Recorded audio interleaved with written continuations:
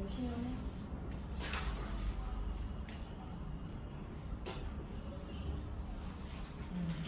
열심히 아니라 너무 열심히 써. 처음에 빠져가지고.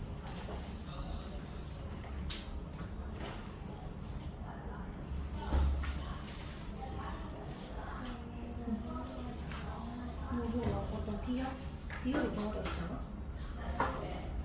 어떡하지? 나가서 좀 다 같이 쉬는 시간이랑 같이 그냥 치워서 빨리 가야 되는 거 아니지?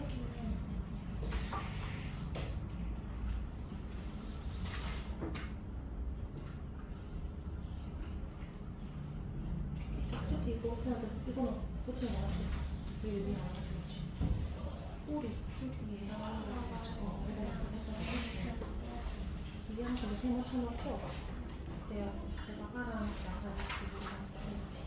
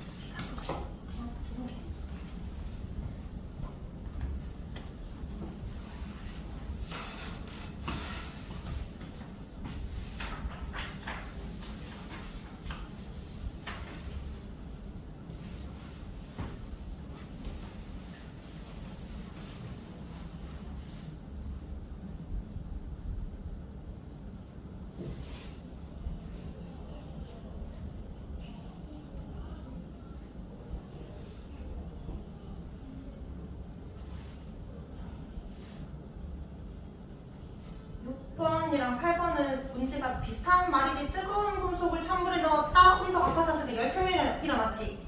금속이 잃은 열량과 물이 얻은 열량 같으니까 둘의 열량식은 같다라는 걸 쓰면 되고, 8번은 열평량은 아니지만 어쨌든 같은 곳에서 같이 5분 동안 가렸으니까 얘도 둘의 열량은 같은 거야. 6번이나 8번이나 열량 같은 겁니다. 7번은 열량 같은 거 아니죠? 열량에 비를 물었으니까 열량씩 넣어서 이때 그냥 각자 따로따로 구해서 비율 적으라는 거예요.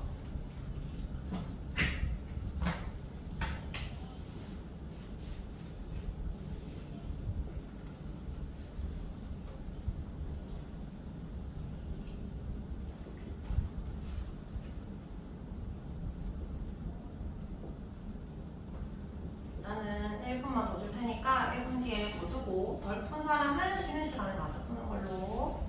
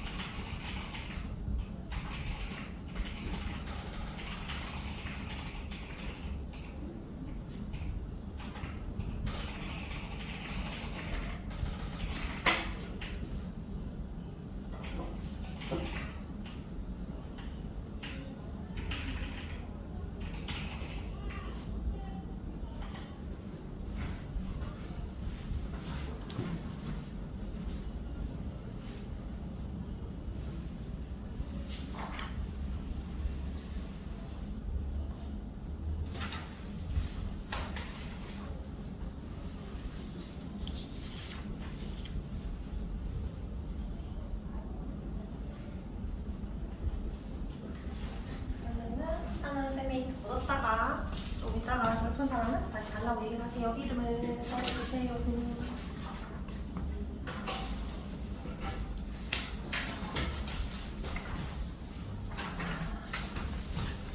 자, 그러면은 우리 책은 2단원 제일 먼저 펴겠습니다.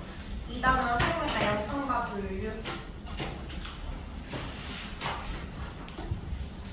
우리 지난주에 생물 다양성까지 갖고 오늘 생물의 분류 할 건데, 좀 쪼갰던 이유가 사실 생물 다양성은 양이 많이 없거든? 근데 좀 문제를 풀려보면 은근히 어려운 문제들이 좀 많이 나올 거야. 왜냐면 이게 통합과 고1에도 생물 다양성 문제가 나오는데, 그래서 약간 어려운 문제들이 많으니까 이 다양성은 개념을 외운다기보다 문제를 많이 풀어야 돼. 근데 오늘 할 분류는 개념 중요해. 개념 자체가 많아. 외울 게 많아. 종속, 과목, 관문계라든지 각각의 특징들, 핵이 있냐 없냐, 세포벽이 있냐 없냐 이런 것들을 외워야 되니까 애들은 개념을 잘 외워야 됩니다. 자, 오늘 여기 생물의 분류 표적 페이지 40조 생물 분류 볼 건데, 우리도 생물이잖아, 맞지? 그래서 사람 말고도 동물, 뭐 식물 여러 가지 생물들이 엄청나게 많을 건데, 지구에 이 많은 생물들을 쭉 나열할 수 없으니까 그래도 좀 비슷비슷한 생물들끼리 좀 분류를 해보자는 거야. 쌤 방금 뭐라 했지? 어떤 애들끼리 분류하자고? 비슷한 애들끼리. 그래서 우리가 분류라는 걸 할 때 분류는 뭐 하는 거야? 여러 개가 있으면 비슷한 것끼리 나누는 것을 말하지. 분류라는 것 자체가 비슷한 것끼리 나누는 것을 말하는데, 꼭 생물을 분류하지 않아도 너희 반에, 우리는 이제 소선 여중이지만 여러 명, 여기 남자들 여자들 원래 많이 있었다고 가정을 하고, 우리 반에서 뭔가 어떤 기준을 가지고 분류해보자라고 할 때 성별을 가지고 분류하면은 남자랑 여자 이렇게 분류할 수도 있고, 아니면 안경을 끼고 있는 친구랑 끼지 않은 친구 이렇게도 분류할 수 있겠지. 또는 키가 큰 친구, 키가 작은 친구라고 할 때 키가 160 이상의 친구랑 160 이하의 친구 이렇게 분류할 수 있잖아. 어떤 두 그룹으로 분류한다고 할 때 뭐가 있어야 분류할 수 있어? 기준, 성별인지, 안경의 유무인지, 또는 키인지 어떤 기준이 있겠지. 그럼 생물도 분류를 할 때는 뭐가 있어야 된다? 일정한 기준이 있어야 된다. 그래서 뭔가 분류할 때는 일정한 기준에 따라서 비슷한 애들끼리 묶어서 분류하는 걸 생물의 분류라고 하는데, 크게 두 가지 분류가 있지. 우리가 사람들의 편의에 의해서 나누는 것을 무슨 분류라고 해?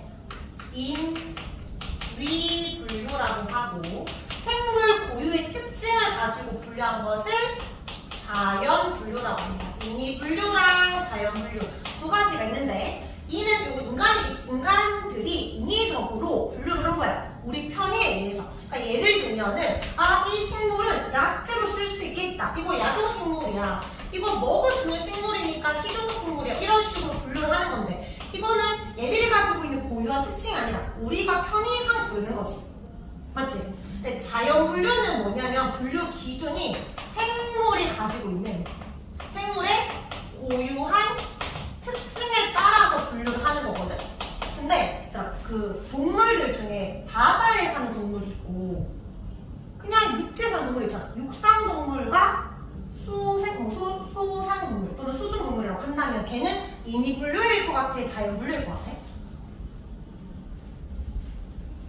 저희 방금 기준은 서식지로 나눴지. 서식지. 이거 인위일까 자연일까? 뭔가 자연 그 말 그대로 걔들이 살고 있는 환경이고 왠지 자연 분류 같잖아. 근데 이거 인위 분류야. 인위 분류의 예시 중에 요것만 기억하는 친구들도 있는데 육상 생물이냐, 토상 또는 수중 동물이냐. 요거는 서식지지. 서식지 환경. 서식 환경은 우리가 그냥 정한 거야. 편의상. 하마 같은 경우에는 육지에 살기도 하지만 때에 따라서 물속에 살기도 하잖아. 그러니까 요건 인위 분류야. 그럼 자연 분류는 뭐예요? 어떤 게 있냐면 예를 들면은 속구조. 그러니까 우리가 이제 척추가 있는 동물이 있고 무척추 동물 있잖아. 척추 동물과 무척추 동물. 이거는 태어날 때부터 애들이 가지고 태어난 거지. 그러니까 나는 이거 약으로 쓸 수 없어. 약용식물은 사람에 따라서 이게 분류가 다를 수 있지만 이거는 사람이 어떤 사람들이 분류하더라도 답이 똑같을 거 아니야. 얘들이 가지고 있는 고유한 특징을 말하는 거야. 또는 번식 방법을 가지고 분류하겠다 라고 하면 번식은 우리 사람은 뭘로 번식하지? 애 어떻게 낳아? 그래서 새끼를 낳는다고 하잖아. 동물을 보면 새끼를 낳는 동물도 있지만 또 조류는, 파충류는 뭐를 낳아? 어떻게 낳아?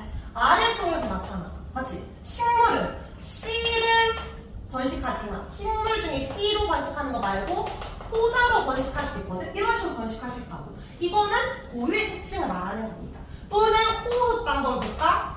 호흡 방법. 우리는 폐로 호흡을 하지만 물고기는 뭘로 호흡해? 바가지로 호흡하지. 얘들의 원래 가지고 있는 구조. 근데 뭐 이거 말고도 개구리는 뭐 피부로 호흡을 한다든지 뭐 곤충도 그렇고 다른 방식으로 또 호흡을 할 수도 있습니다. 이런 것들이 자연 분류예요. 생물의 고유한 특징을 가지고 분류하는 것. 근데 이렇게 자연 분류를 하면 좋은 점은 일단 생물의 특징 우리가 미뤄 짐작할 수도 있지만 생물들끼리 가깝고 먼 관계를 파악할 수 있어. 그러니까 생물의 가깝고 먼 관계를 좀 줄여서 무슨 관계라고 하는지 알아? 그 관계를? 생물 간의 가깝고 먼 관계. 이응 관계. 유연관계라고 해요. 유연관계. 생물의 유연관계를 파악할 수 있는데 자 예를 들어볼게. 쌤이 오늘 같이 위클리 안 줬구나. 위클리 1개 나눠줄게. 또 위클리에 표지를 보세요. 표지에 있는 동물 3마리 보이지? 거기에 쌤이 누구 넣어놨지? 토끼, 닭, 거북이가 있어. 자, 요 중에 닭은 토끼랑 가까울까? 거북이랑 가까울까? 토끼랑 가깝다고 생각한 이유는 이제 우리가 육지에 살잖아, 바다에 살잖아. 이거 이미 분류지. 자, 근데 얘들이 번식 방법 생각해봐. 토끼는 새끼를 낳아. 닭은 알, 거북이는 알. 그래서 애들이 조금 더 가까워. 자, 그럼 다시 박쥐와 다람쥐와 갈매기가 있어요. 박쥐는 누구랑 가까울까? 왜 그렇게 생각해? 날개가 있으니까 날 수 있잖아요 라고 하지만 박쥐는 뭘로 나? 다람쥐? 갈매기? 그러니까 왜 이렇게 가까운 거야? 자, 하나만 더 해볼게. 고래랑 상어랑 사람이 있어. 자, 고래는 누구랑 가까울까? 왜 그렇게 생각해? 우리 고래는 포유류라고 하잖아, 맞지? 근데 이거 호흡 방법으로 생각해볼까? 올해는 포유류라고 했으니까 뭘로 호흡하게? 얘 페로호흡해. 물속에서 계속 사는 거 아니야? 한 번씩 나오잖아. 숨구멍으로 이제 공기도 나오고. 근데 상어는 아가미로 호흡합니다.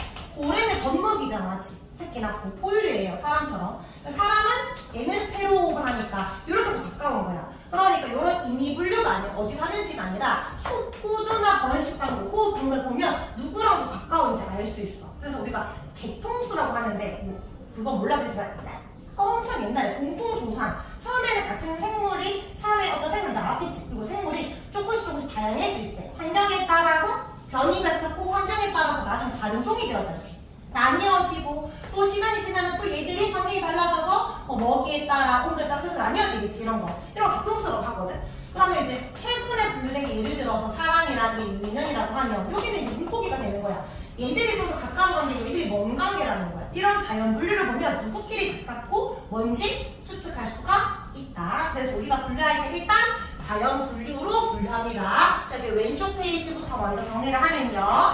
생물의 분류는 기준이 있어야 됩니다. 기준에 따라서 비슷한 것끼리 무리로 나누는 것을 말하는데 인이랑 자연 분류 중 우리는 자연 분류가 중요해요. 그러면 자연 분류 기준이 뭔지 단답형으로 물을 수 있겠지. 그렇지? 앞에 바꿀게. 자, 볼 수 있으니까. 생물 고유의 특징을 가지고 분류하는 겁니다. 이걸 그냥 읽었을 때 그렇지라고 하는데 단답형으로 적으라고 하면 기억 못하는 친구들도 있거든?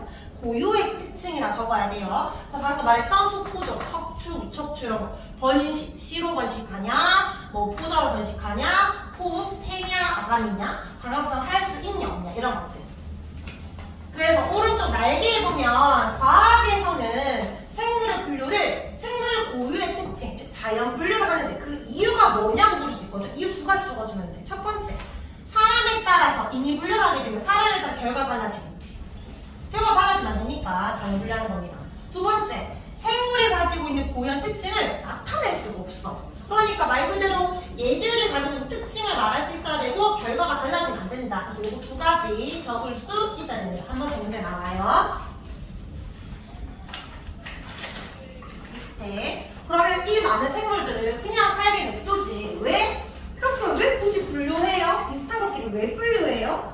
생물들이 얼마나 지난주에 다양성 배웠지? 얼마나 다양한지 좀 알고 싶어서 가장 근본적인 목적은 뭐냐면 궁금하니까 생물의 다양성을 이해하고 싶어서 그런데 이런 이해하는 과정에서 아 얘들끼리는 아주 먼 관계고 얘들은 가까운 관계가 첫 번째 유형 관계고 알 수 있고 그리고 지금도 계속 새로운 종이 발견되겠지. 왜냐면 환경이 계속 변하니까. 그런데 새로운 종 발견되면 어떻게 이름 붙이는 줄 알아? 그거 이제 그냥 특징도 붙이기도 하는데 옛날에 생 교수님 자기 이름 있잖아. 아니면 자기 학명이나 자기 아들 이름 붙이고 막 그랬었어. 뭐. 곤충인데 자기 만약에 자기 아들이 예를 들어 제임이면은 뭐뭐뭐 벌 있고 제이미 뭐 이런 식으로 붙였는데 자기가 발견했으니까 자기 마음대로 붙일 수 있거든. 어쨌든 새로 발견한 생물이 있어. 신종이 있어. 그럼 걔들을 일단 얘는 그러면 어디 넣어야 되는지 봐야 되잖아. 얘는 어떤 종에 속하는지. 그럼 우리가 이미 이런 거 파악해놨으니까 얘들이 어디에 들어갈지 빠르게 찾을 수 있다. 아 얘는 척추가 있네. 근데 그리고 뭐 폐로 호흡하는 그러니까 여기 넣어야겠다. 이런 식으로 우리가 찾을 수 있고요. 그리고 같은 무리끼리는 어떤 특징인지 짐작할 수 있습니다. 뭐 세 가지 중에 1번이 좀 중요하고 자 4번에 생물 분류하는 과정은 한 번 다시 읽어보면 이해가 되는데 일단은 뭘 봐야 돼? 특징을 보겠지. 얘들이 가지고 있는 특징. 그리고 나서 생물들끼리 비슷한 게 뭐고 다른 게 뭔지를 찾아서 분류 기준을 정해요. 분류 기준. 그래서 나누면 돼. 그래서 오른쪽에 우리 가상생물 분류해보자 라고 할 때 뭐 해야 돼? 가나다의 그림을 봐야 되겠지. 얘들의 특징을 보는 거야. 아 부리가 있네. 근데 그 다음 뭘 해? 공통점과 차이를 보는 거야. 보니까 부리 모양이 납작한 애가 있고 부리 모양이 좁은 애가 있네. 몸통의 무늬가 이런 건 다르고 얘들은 같네. 이런 식으로. 그래서 어떤 기준으로 공 모양 더듬이냐 내가 그림 잘 안 보이겠지만 밑에가 별이거든. 별 모양 더듬이냐 더듬이로 나눌 수도 있고 맞지? 아니면 모양으로 오리입이냐 그 외입이냐 이런 식으로 나눌 수 있습니다. 뭘 해야 돼? 특징 본 다음에 공통점과 차이점 가지고 기준 정하면 분류할 수 있습니다. 자 그렇게 사람들이 분류해서 만들어진 체계가 있는데 이제 오른쪽으로 지금부터가 조금 더 외울 게 많아지는데 생물 분류 체계는 크게 7개의 단계가 있는데 아, 너희 우리는 동물이잖아. 동물 말고 또 뭐 있어? 식물도 있지. 또 뭐 있을까? 뭐 배워서 아는 것도 있지만 기억나는 거. 동물 또 크게 분류할 때 식물. 동물도 아니고 식물도 아닌 것 중에 세균들. 버섯, 곰팡이를 뭐라고 해? 균계, 뭐 원산 생물계 또 말하잖아. 방금 너희가 동물 식물 말할 때 뒤에 개를 붙여. 동물계, 식물계, 무어대 생물계 이런 식으로 분류할 때 가장 큰 분류 단위가 개를 써. 개. 근데 이게 조금 더 세부적으로 나뉘어지면 우리 지난 시간에 다양성 있지? 생태계 다양성 말고 유전적 다양성 말고 뭐 있었어? 종다양성. 코끼리와 인간은 다 인종이잖아, 맞지? 그러니까 생물들마다 종 자체가 달라. 그래서 결국에 종까지 갑니다. 그럼 여기에서 조금 더 세부적으로 들어갈 때 7개의 단위가 있는데 개 다음에 뭐야? 문, 그다음 강, 목, 과, 속, 종 7개의 단위가 있습니다. 개가 가장 큰 범주고요. 일단 종으로 갈수록 조금 더 세부적인 거야. 그래서 왼쪽으로 갈수록 큰 단위.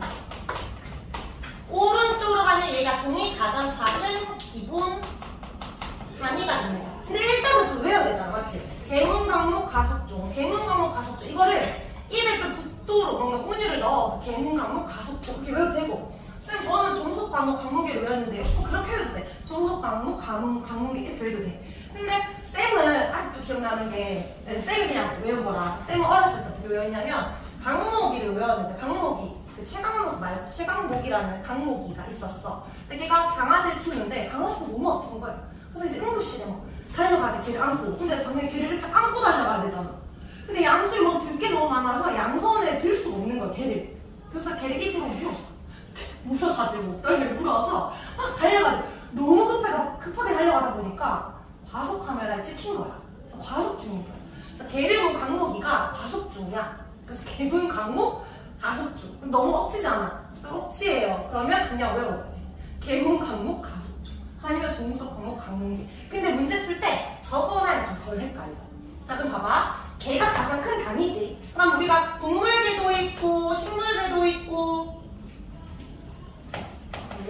동물계, 식물계 뭐 여러 가지가 있으면 이제 우리 동물계 안에도 여러 가지 문 있잖아. 척추동물이냐, 척추관이냐, 척추동물이면 이거를 척삭동물문이라고 하거든? 외울 필요 없습니다. 이해를 하면 돼. 근데 척추동물이 아니면 이거를 연체동물 있잖아. 또는 뭐 절치동물 이런 식으로 들어가는 거야. 뭐 문어라든지 지렁이라든지. 그래서 척삭동물문 안에 제 강은 뭐냐면 너희가 알고 있는 포유류, 조류, 파충류 들어갔지. 그게 강에 들어가거든? 그러니까 얘는 포유강, 뭐 또는 조류강 이런 식으로 간단 말이야. 그럼 이 포유강 안에 이제 목, 발표 들어갈 거 아니야. 목을 건너뛰고 그냥 과로 말해볼게. 과도 보면 너 이거 많이 들어봤을 거야. 고양이과인지 객관지는 얘기하잖아. 객관에는 개도 있지만 늑대도 있거든. 근데 고양이과 안에는 또 표범속 일 수도 있고 또 뭐 호랑이, 표범속 또 뭐 있을까? 고양이속 이런 거 있단 말이야.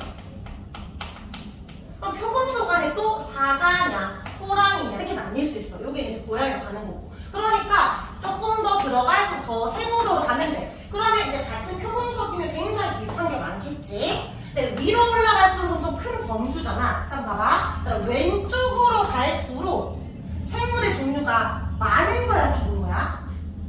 자, 이렇게 생각해봐. 하나의 목에 들어있는 생물의 종류가 많을까? 하나의 문에 들어있는 생물의 종류가 많을까? 문에 더 많은 생물을 포함하겠지. 왼쪽으로 갈수록 포함하는 생물의 뭐가 많다? 종류가 많은 거야. 그런데 오른쪽으로 갈수록 포함하는 종류는 적겠지만 조금 더 세부적으로 들어가는 거지.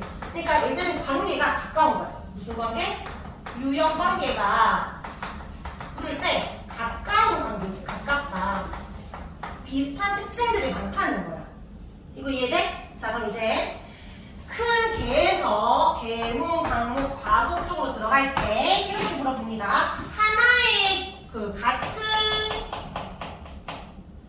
문이면 같은 목에 속한다. OX. 2번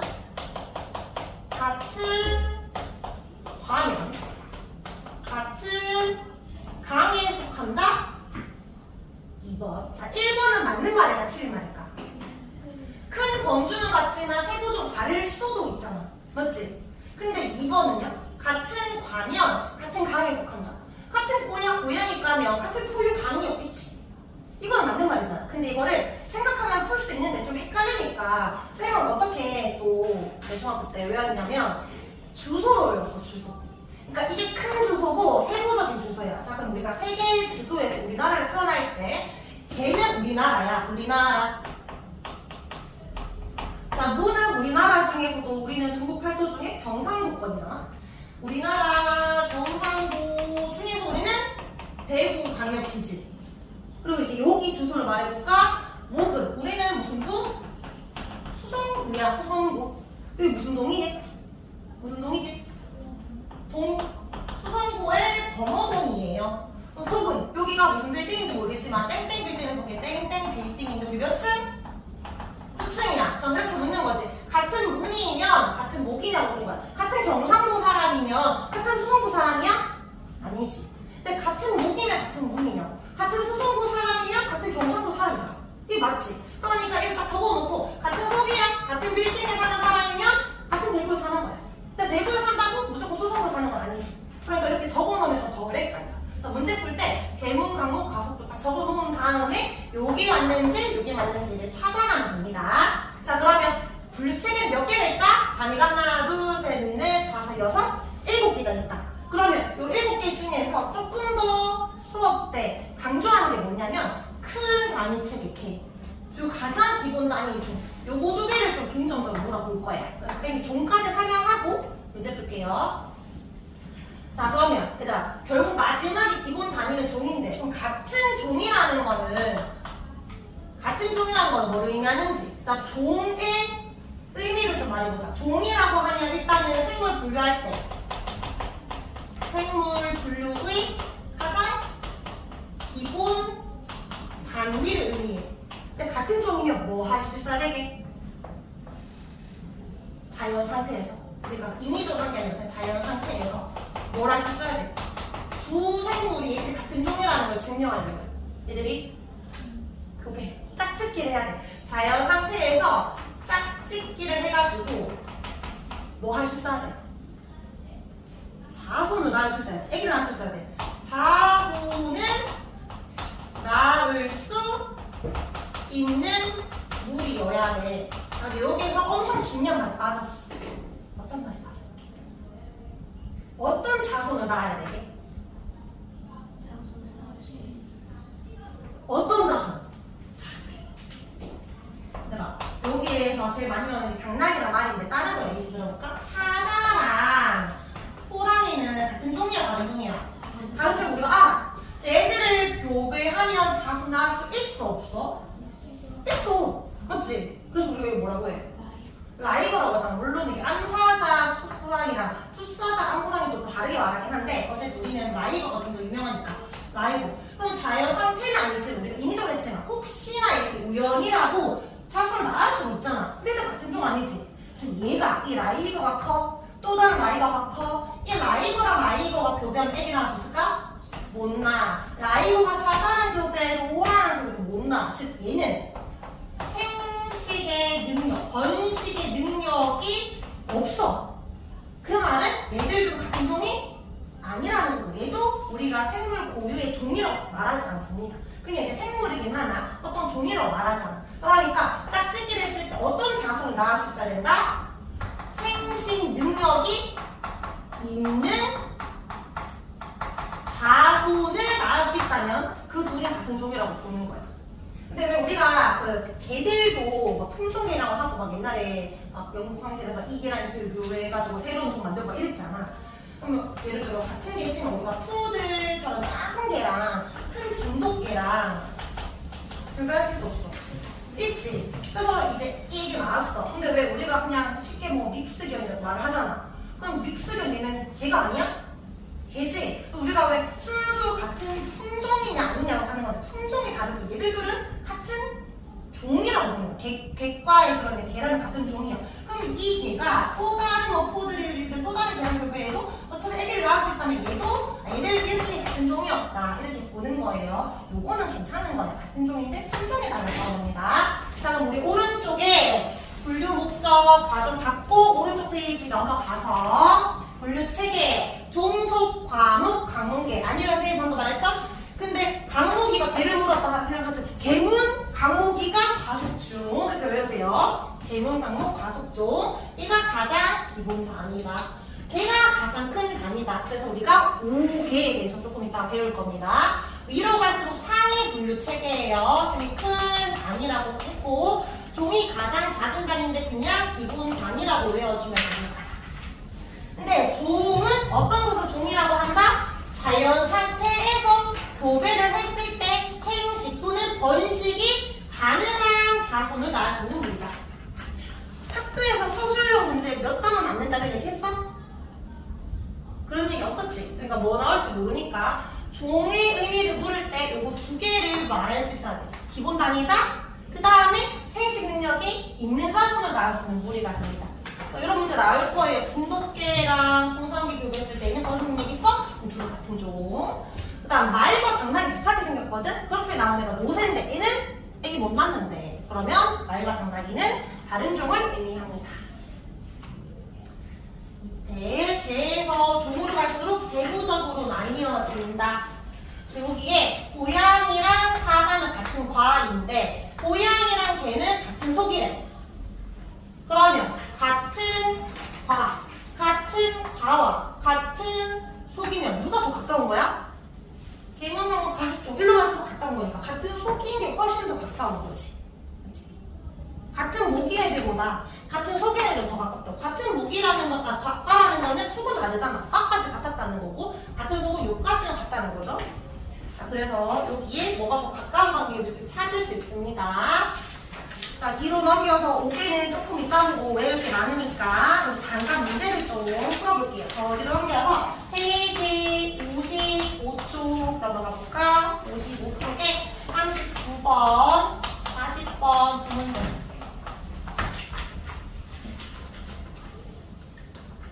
39번에 생물을 분류할 때 가장 기본이 되는 단위다. 뭐죠? 종.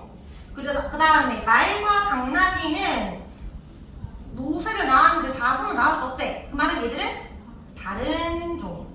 40번에 기업과 니은에 들어갈 말 적어보자. 안 보고 적어봐. 내가 지금 외우고 있는지. 니은은 알 거야. 니은은 제일 큰 단위인데 얘는 뭐다? 개. 아예 아니고 여행입니다. 개 물었다고 개 좀 안 돼. 개문 강목 과속종이에요. 자, 우리 뒷장에 45번. 45번에 옳지 않은 거 찾아보세요.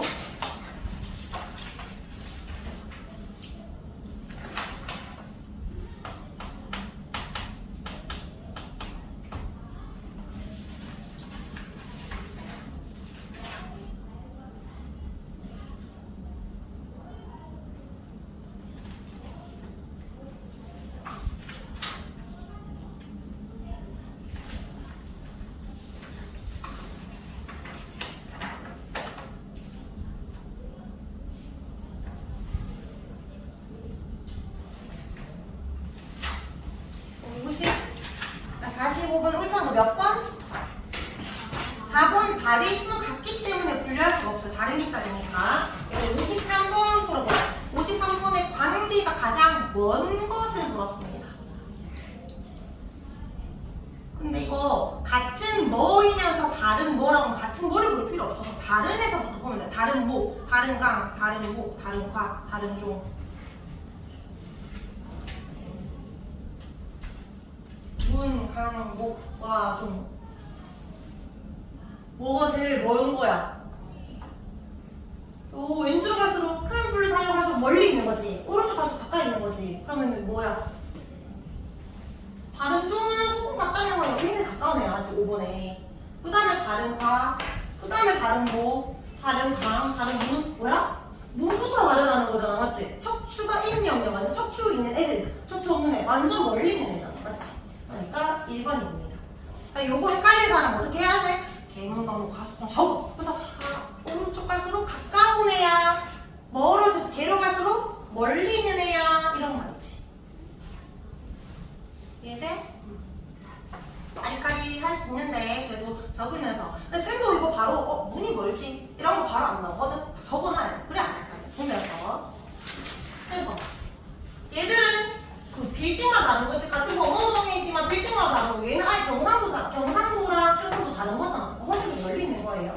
뒤에 두 문제만 더 풀어볼게요. 57번, 59번.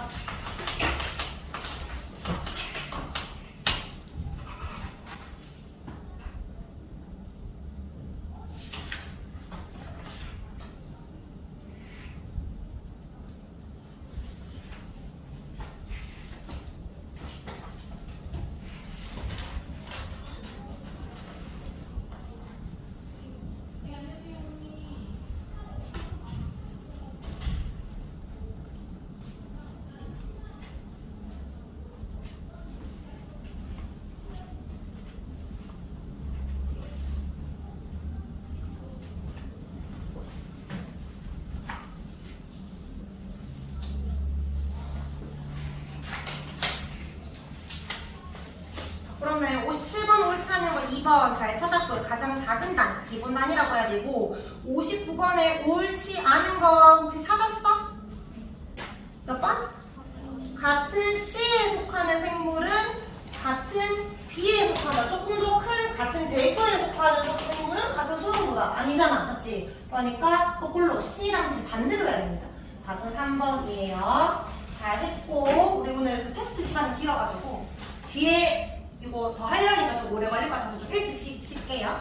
일찍 쉬는데 아까 그 덜 적은 사람 쌤이 여기 아까 6번이랑 8번 같은 경우에 열 평형이든 5, 6, 8번은 같은 시간당 가야 돼. 열량이 같다니까 열량식이 뭐였다? 질량 곱하기 온도 변화 곱하기 기열가.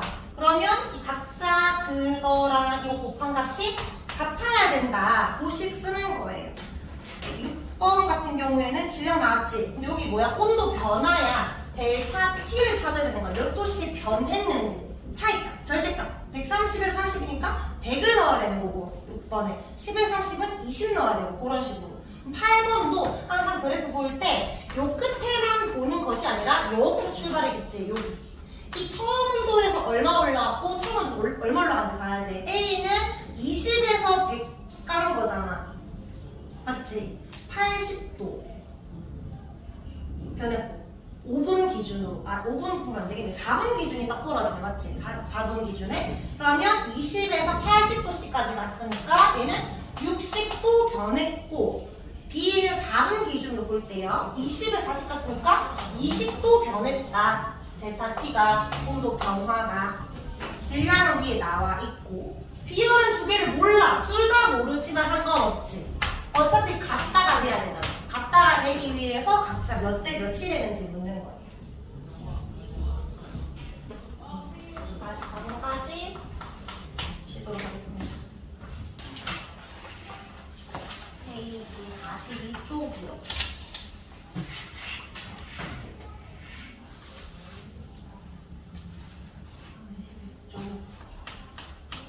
생물의 5개.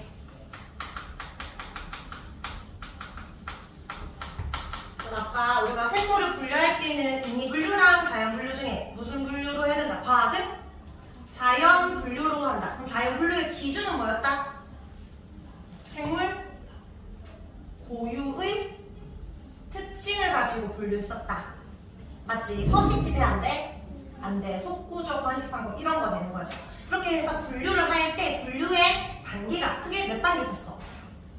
7단계가 있었어. 가장 큰 단계의 단위 이름이 개고 가장 기본 단위 이름이 종이었어. 가장 큰 분류가 개라고 했는데 크게 5개가 있거든. 자, 너희가 알고 있는 5개 뭐 있어? 일단 사람은 어디에 들어가? 동물계. 또 뭐 있지?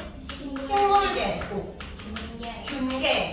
또 원핵 생물계, 원생 생물 이렇게 지금 5개, 5개가 있는데 사실 처음부터 5개가 되진 않았고 제일 처음에는 이제 막 아주 작은 생물을 잠깐 못 쓸 거 아니야. 크게 육안으로 그 과학자들이 나름 생물을 좀 분류해보자 라고 해서 처음에 2개로 출발하거든? 뭐랑 뭐였을 것 같아?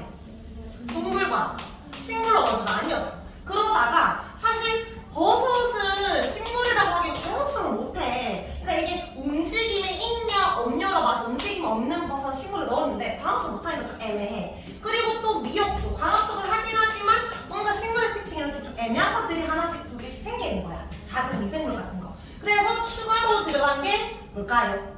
원생 생물계가 들어가. 약간 애매한 애들 다 원색에다 집어넣어. 그런데 이 현미경이 발달을 하면서 아주 작은 애들도 보여. 근데 그냥 아주 작은 미생물인 줄 알았는데 핵이 없는 애들도 있는 거야. 그런 애들이 세균이었지. 그래서 뭐가 추가돼? 원핵 생물계. 세균도 추가되고 이때 뭐도 추가돼? 버섯 같은 균계가 추가가 됩니다. 그래서 지금은 크게 5개의 계로 분류가 됐는데 혹시 학교에서 선생님이 3, 역, 6개 알려줬어? 그리고 지금은 근데 원래 5개가 아니라 추가로 1개의 계가 더 있어. 안 궁금하지? 요거 원핵 생물계가 사실은 얘들 뭐야? 얘가 세균이지 얘들아. 균계가 세균, 얘가 세균이잖아. 근데 세균 중에도 진짜 오래된 세균이 있고 그 다음에 좀 최근 세균이 있어. 그래서 세균계, 고세균계 이렇게 해가지고 6개로 갑니다. 근데 이거를 조금 더 크게 3역으로 나눠. 그래서 사실은 여기 더 큰 역이라는 것도 있는데 그냥 중학교 과정에서는 개로 봐주면 됩니다. 자 그러면 이 5개의 분류를 했다는 건 나름 얘들끼리만 가지고 있는 비슷한 특징이 있다는 거잖아. 그거를 분류할 건데 보통 이 5개를 그릴 때 이제 이런 그림 혹시 본 적 있어? 아니 맞지? 자 제일 아래쪽에 뭐 들어가? 원핵 생물계가 들어가고 그 위에가 원생 생물계 그리고 여기가 식물계, 동물계, 균계 이렇게 들어가잖아? 그러면 자 제일 처음에 나누는 기준 자 얘들끼리 나누는 기준이 있어. 요 아래쪽 원핵 생물계랑 나머지 얘들과 차이점은 뭘까? 있냐 없냐? 그러니까 원핵 생물은 핵이 있어 없어? 핵이 없어. 그러면 얘들은 핵이 있다는 거지. 근데 얘들 핵 속에 뭐가 들어있어? 우리 세포 배웠잖아. 세포 안핵 속에 유전물질이지. DNA 있잖아. 그러면 핵이 없다는 건 유전물질이 없냐? 그게 아니라 우리가 세포를 공부할 때 여기 이제 유전물질 DNA가 있는데 얘들이 너무 중요해. 그러니까 얘를 감싸고 있어. 핵막으로. 얘가 핵이라고 하잖아. 그럼 얘는 이 유전물질이 핵 속에 있는 게 아니라 그냥 세포질에 떠다니는 거. 둘 다 유전물질은 있으나 그게 감싸져 있냐 감싸지 않았냐. 그럼 결국 이것도 핵이 있으려면 핵막이 존재해야 되겠지. 그래서 핵이 있냐 없냐라고 물을 수도 있고 같은 말로 핵막이 있냐 없냐 이렇게 물을 수도 있습니다. 그래서 핵막이 없다. 얘들은 핵막이 있다. 그래서 얘들이 원핵 생물계는 그래서 생물 이름 물을 때 원핵 생물이라고 부르고 얘들은 공통점 냈다 핵이 존재해. 진짜 핵이 있다라고 해서 무슨 생물? 진핵 생물이라고 합니다. 원핵과 원생 중에 누가 더 원시적인 애 같아? 얘가 제일 먼저 나왔겠지. 얘들이 옛날 조상이었고 그러면서 조금 더 진화가 되고 거쳐가지고 좀 더 정교해지고 있는 거라고 봐주면 돼. 그래서 핵이 있기 전에 원시적인 핵이 없다 이 말이고 진짜 핵이 있다 이렇게 봐주면 됩니다. 그럼 원핵 생물계에는 어떤 애들이 들어갈까? 선생님이 세균이라고 했잖아. 세균은 균계가 아니고 원핵 생물계인데 세균이라고 선생님이 적었지만 예시들이 나오겠지. 젖산균, 대장균, 포도상 구균 뭐 이런 것들이 나와. 남세균 등등 이런 거는 원핵 생물에 넣어주면 돼. 근데 굉장히 원시적인 애라서 우리는 세포가 아주 많은 다세포 생물이죠. 얘들은 무슨 세포? 다 단세포 생물입니다. 근데 단세포지만 얘들이 이 자체가 내가 생명체다 보니까 좀 단단한 구조물로 나를 한번 보여야 돼. 그래서 세포막 말고 바깥 하나 더 있어. 뭐가? 세포벽 있지. 그러니까 세포벽은 누구도 있었지? 식물도 있었어. 동물에 있어 없어? 없어. 균계에 있어 없어? 있어. 동물만 없는 거야. 동물만 없고 나머지 애들 다 있고 있습니다. 세포벽이 있다. 자 그럼 이런 애들이 이제 들어가는 거. 자 그러면 원생은 식물도 동물도 균도 아닌 애들이 원생에 들어가는 건데 그럼 우선 식물 동물 균계를 좀 구분해볼까? 너희 초등학교 때 배웠을 텐데 생산자, 소비자, 분해자 들어본 적 있어? 생물을 생산자, 소비자, 분해자로 나누는 기준이 뭘 것 같아? 이거 목적어 같았잖아. 뭐를 생산하고, 뭐를 소비하고, 뭐를 분해하는 걸까? 나누는 기준이 뭐게? 이거 이제 인간들이 인위적으로 나눈 거야, 이거는 양분을 어떻게 얻는지, 양분을 얻는 방법에 따라 달라. 이때 말하는 양분이 우리 포도당 같은 건데, 유기물이라고 해도 돼요. 그럼 양분을 스스로 생산하는 거야. 스스로 만드는 거. 우리가 어디 속해? 소비자 속하지. 우리는 못 만들어. 그러니까 먹어야 돼. 먹이를 섭취해야 돼. 먹이 소비하는 거. 근데 분해자는 직접 만들 수는 없어. 근데 먹는 게 아니라 양분을 넣으면서 사체와 배설물을 분해하면서 양분을 얻는 거야. 양분이 있어야 이걸 가지고 에너지를 만들고 살아갈 거 아니야. 그럼 생산자는 어떻게 양분 얻는다고? 스스로 만든다? 광합성을 통해서. 소비자는 어떻게 소비한다? 먹이를 섭취하겠지. 그러려면 일단 기본적으로 움직일 수 있어야 되겠지. 운동성을 가지지. 식물은 움직일 수 있어서 추우니까 막 여기저기 가고 그러지 않지만 우리는 움직일 수 있지만, 자, 그다음 분해자는 움직일 수도 없어. 광합성도 못해. 그래서 그냥 죽은 애들 있지. 사체 또는 똥 그런 거에 유기물이 다 있단 말이야. 그걸 분해하면서 양분을 얻어. 그래서 사체 배설물을 분해할 수 있어. 혹시 학교에서 독립영양생물, 종속영양생물 이런 거 배웠어? 배우고 같아? 이 세 명 중에서, 세 명? 명이라고 하는 분이 이 세 개 분류군 중에서 양분이 그냥 없어도 그 자기 스스로 만들 수 있는 애가 누구야? 생산자, 스스로 만들 수 있지. 독립적으로 살아갈 수 있단 말이야. 얘들이 없어도 살아갈 수 있지. 얘들은 영양생물 말할 때 독립영양생물, 영양적으로 독립적으로 살아간다는 거고, 얘들은 종속되어 있는 거야. 양분을 만들 때 나머지가 뭔가가 있어야 된다는 거지. 종속영양생물이야. 자, 그러면 생산자, 소비자, 분해자 중에자 식물, 동물, 균을 넣어보자. 생산자는 어디 들어갈 거? 이거 식물 들어가겠지. 식물. 생산자는 식물, 소비자는 동물, 그다음에 분해자는 여기가 이제 균계겠지. 맞지? 근데 사실 생산자에 식물만 있을까? 광합성을 할 수 있기만 하면 돼. 즉 광합성 하려면 세포에 뭐를 써야 돼? 엽록체가 있기만 하면 돼. 식물 말고 모두 되게 원생에 있는 미역, 다시마, 김, 초록색 돼. 원래 생물은 남세균이라고 돼. 그러니까 걔들 다 생산자라고 보는 거야. 근데 크게 보면 식물이 대표적이라고 보는 거지. 그다음에 소비자에 동물만 있는 거 아니고 원생에 먹이 섭취하는 애들이 있어. 집신벌레 이런 애들. 그러면 걔도 소비자 될 수 있는 거야. 분해자는 아까 금괴, 버섯, 곰팡이도 있지만 사실 세균도 같이 분해할 수 있거든. 그래서 세균도 가능해. 어쨌든 우리가 요거 이야기할 때 양분을 얻는 방법이 됐잖아. 그래서 다시 말하면 식물과 동물과 균을 구분할 때 가장 대표적인 거 물으면 요거 얘기해주는데, 양분을 얻는 방법에 따라서 크게 이 개를 세 가지로 나눌 수 있다. 그런데 얘들의 좀 큰 차이점 보면 광합성을 할 수 있는지, 그 다음에 세포벽이 있는지를 생각해볼까? 식물은 광합성 할 수 있어 없어? 얘만 유일하게 할 수 있어. 동물은 못해요. 균 못해요. 저 얘는 양분 수술 얻었어. 동물은 양분을 못 얻으니까 뭐 한다? 움직일 수 있다. 운동성이 있다라고 했지. 근데 얘는 움직일 수도 없어. 그럼 뭐 한다? 사체랑 배설물을 분해한다. 그다음에 세포벽이 유일하게 없는 애가 누구다? 동물만 없어. 얘는 식물이 있어 없어? 있어. 균 있어 없어? 있어. 세균? 있어. 원생은 다 애매하지. 있는 애도 있고 없는 애도 있잖아. 그러니까 확실하게 없는 건 동물밖에 없어요. 그런데 세포벽에 성분이 똑같냐? 그건 좀 달라. 그러니까 너희가 다르다는 건 알면 돼. 식물은 셀룰로스 들어보자 있어. 셀룰로스로 이루어져 있어. 균은 키틴질로 이루어져 있고, 얘는 펩티도글리칸이라는 게 있어. 몰라도 돼. 근데 세포벽이 있다는 거지 그 성분까지 똑같은 건 아니에요. 동물만 유일하게 없다. 자, 그럼 원생은 여기도 아니고 여기도 아니고 여기도 아니라 했지. 그래서 너무 여러 개들이 들어오다 보니까 특징이 굉장히 다양해. 얘는 단세포야. 얘들은 다세포야. 그럼 얘는 단세포일까 다세포일까? 다 할 때 있잖아. 단세포도 있고 다세포도 있어. 자, 세포벽 있을까 없을까? 세포벽이 있는 애도 있고 없는 애도 있어요. 자, 광합성 할 수 있어 없어? 있는 애도 있고 없는 애도 있어. 운동성 있는 애도 있고 없는 애도 있고. 좀 애매한 것들이 모여있는 게 원생이야. 그럼 원생을 대표하는 말이 뭐게? 얘들 보면 미역, 다시마, 김, 집신벌레가 있잖아. 되게 쪼매난 애들이지. 우리 제일 처음에 쌤이랑 생활할 때 세포가 모여서 그 다음에 뭐를 이루고?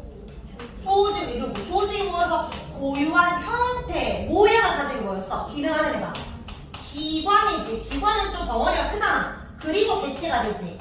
뭐가 발달하지 않았다? 원생은 기관이 발달하지 않았다는 거야. 얘들은 좀 크기가 작기 때문에 기관이 발달하지 않았다. 당연히 얘도 발달하지 않았는데 원색을 표현할 때 이거 제일 많이 씁니다. 근데 식물과 동물의 귀가 발달했지만 얘도 사실 발달한 거 아니야. 근데 얘를 좀 더 많이 표현하는 거예요. 자, 그럼 이거를 우리 책에서 한번 내용 정리해 볼게. 생물의 5개, 지금 5가지 5개로 분류를 하는데 세포별이 있냐 없냐 이런 거 등등 있지. 자, 가장 기본적으로 이렇게 나눴어. 원핵 생물계는 핵이 있다 없다? 없다. 나머지는 다 핵이 있다로 나눴고요. 자, 원핵 생물은 몸이 한 개로 이루어질 때 뭐라고 해? 단세포 생물. 세포벽 있음. 자, 광합성 해 안 해? 안 해. 그런데 광합성 하는 예외 세균을 외워주자. 포도, 상구균, 대장균, 젖산균 말고 여기 남세균처럼 광합성하는 애들 있지. 근데 이때까지는 남세균으로 외웠는데 학교에서 혹시 영주말이라고 배우지 않았어?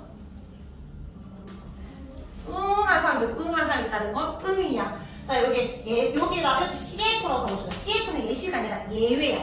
여기 생물 예외 중에서 요 세균 중에 남세균은 광합성 할 수 있는데 남세균 중에 특정 종으로 알려준 거예요. 영주말. 이제 굳이 상위, 하위 단위를 따지면 얘가 좀 더 큰 거야. 그러니까 남세균은 동물이고 오른쪽에는 코끼리 이런 것처럼 남세균에 속하는 특정 애, 영주말이라는 애가 남세균에 속하는데 얘들이 광합성 할 수 있어. 근데 이때까지 이렇게 배웠거든? 이 남세균을 학명으로 말하면 사이아노 박테리아야. 고등학교 가면 남세균은 시아노, 사이아노 박테리아를 배우거든? 두 개만 배우면 되는데 왜 교육과정이 바뀌면서 갑자기 이걸로 알려주는지 모르겠어. 그래서 다 과학생들 막 영주말? 갑자기 이걸 왜 하는 거지? 영주말 하면 이제 너희가 많이 헷갈려 할게 검정말 입 떼가지고 막 실험하잖아. 선생님 검정말 블랙홀스라고 했나요? 이 판이잖아. 이거 식물이야. 이거 식물로 애들 착각한단 말이야. 뭐뭐말, 검정말처럼. 이거 세균이야. 근데 이때까지 예전에는 이거 다 식물계, 원색 이런 데 들어가 있었거든? 근데 이제 완전히 바뀌었어. 얘는 확실하게 여기 있다, 세균에다 이렇게 말을 하니까 영주말을 세균으로 외워주기. 아, 우리 헷갈리게 하려고 이런 말로 바꾸겠네 생각하면서 얘를 좀 기억해 주세요. 영주말. 자, 원생 생물계는 이도 저도 아니면 어디에도 속하지 않은 나머지 생물을 모아놓은 물이야. 과학자들이 얘들을 좀 이제 구분해보자라고 말하고 있는 중입니다. 그래서 여기에 대부분 다세포지만 다세포도 있고 벽이 있지만 없는 것도 있는데 제일 중요한 특징이 뭐다? 기관이 발달하지 않았다. 발달하지 않았다. 그런데 힘들겠지만 그럼 얘는 안 해도 되네. 있기도 하고 없기도 하니까. 근데 좀 구분해야 돼. 그래서 여기 봐봐. 단세포 예식, 집신벌레, 아메바. 다세포 예식, 미역균, 다시만데. 혹시 학교에서 유글레나 배웠나요? 그러면 유글레나는 어디에 들어가야 돼? 멜콤만 찍었지? 유글레나 배웠다는 건 너희를 헷갈리게 할 거라는 거야. 유글레나가 애매한 애거든. 자, 일단 유글레나 빼고 말해볼게. 다세포 봐봐. 집신벌레랑 아메바는 초록색이 있을까 없을까?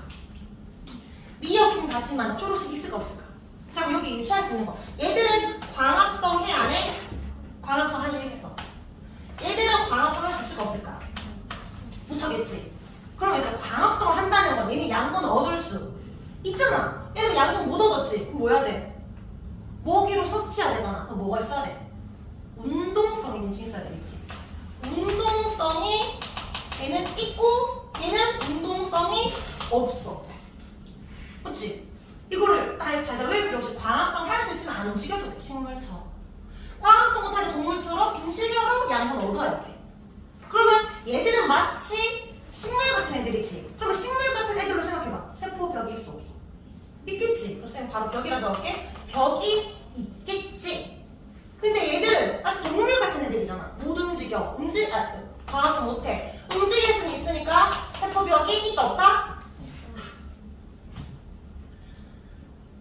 자, 그런데 얘들아, 유글레나는 쌤이 단세포라고 했으니까 운동성 있어 없어? 유글레나 얘는 둘 다 있었어. 광합성도 할 수 있고 운동성도 가지고. 그러니까 얘는 되게 생존력이 좋다라고 생각하면 생존력이 좋다. 그러면 벽은? 그럼 이제 이거 외우기 어렵잖아. 세포벽은 있을까 없을까? 이렇게 외워. 단세포잖아. 그래도 기본적으로 단세포 애들이랑 같은 속해 있잖아. 그러면 운동성 있지만 벽이 없는데 얘는 필요할 때 지가 스스로 양을 만들 수도 있구나. 다른 세포 애들과 특징이 조금 더 비슷하구나. 그래서 좀 이따 쌤이 유블레나 사진 보여줄 건데 얘는 초록색이야. 연목체가 있다는 말이지. 그렇지? 광합성의 유무나 또는 연목체 유무로 말할 수 있습니다. 유블레나 애매하네. 광합성도 하고 운동성도 있는 애입니다. 자, 이렇게 원생 생물계까지 봤어요. 자, 이제 내려가서 동물, 균, 식물 애들 이제 한 번에 쭉쭉 봅시다. 자, 동물, 식물부터 먼저 볼까? 동물과 식물이 그나마 고등한 애들이지. 뭐 발달? 둘 다. 기관 발달, 기관 발달. 물론 식물보다 동물이 더 발달했지. 얘는 뿌리, 줄기, 잎, 꽃, 열매. 끝이잖아. 우리는 너무나 많죠. 심장, 위, 배, 손, 발, 눈, 코, 입 너무 많잖아. 기관 발달했어요. 세포가 당연히 다세포라는 거야. 이건 이미 기관 발달해서 다세포라고 알 수 있지. 자, 그러면 동물과 식물의 큰 차이를 좀 비교해볼까? 식물은 아까 뭘 할 수 있다? 광합성을 할 수 있지만 움직일 수 없지. 우리는 광합성을 못하게 대신 뭘 할 수 있어? 운동성이지. 이게 대표적인 거잖아. 이미 단세포에서도, 원생에서도 아까 단세포, 다세포가 얘들의 특징이 있었습니다. 스스로 만든다. 우린 대신 뭔다? 다른 생물을 먹이로 삼아서 양분 얻는다. 뭐 살만 아니고요. 먹이로 삼아. 또는 먹이로 섭취하여 뭐 이런 식으로 해석하면 됩니다.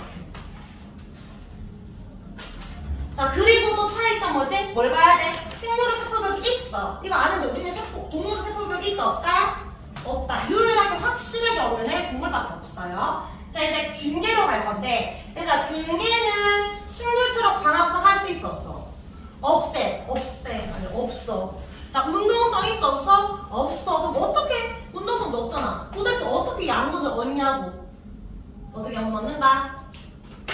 죽은 생물의 몸을 분해하여서 양분 얻는 거야. 어떻게 외워라? 생산자, 소비자, 분해자로 외워라. 그런데 우리가 세균은 균계가 아닌데 계속 균계로 착각하잖아. 초반에 원핵인데 왜 헷갈려? 균계라는 말이 있어서 요 균은 도대체 어디서 따온 거냐? 대장균, 젖산균, 거기 균 따온 게 아니라 몸이 오른쪽 보면 균사체로 이루어져 있어. 몸이 균사로 이루어져서 균계라고 해요. 균계. 그러면 또 다른 특징 뭐다? 실모양의 균사가 얽힌 구조다. 버섯과 곰팡이. 근데 세포벽은 있다. 세포벽 있다. 여러 개의 세포다. 그런데 여기에 요 선생님이 요 일어나 만드신 쌤이 지웠던데 지우면 안 되는데 다세포지. 여기도 다세포지. 근데 여기는 이렇게 지우면 안 돼. 대부분 다세포라고 해요. 무슨 말이야? 다른 세포가 있는 것도 있다. 그러면 자 여기 버섯, 곰팡이 다세포야. 근데 여기 또 C의 뜻은 예외. 누구게? 맞아. 효모. 우리 빵 만들 때 효모 넣잖아. 효모는 다른 세포입니다. 그리고 이것까지 묻지 않지만 효모는 균사로 이루어지지도 않아. 그런데 그게 균계야.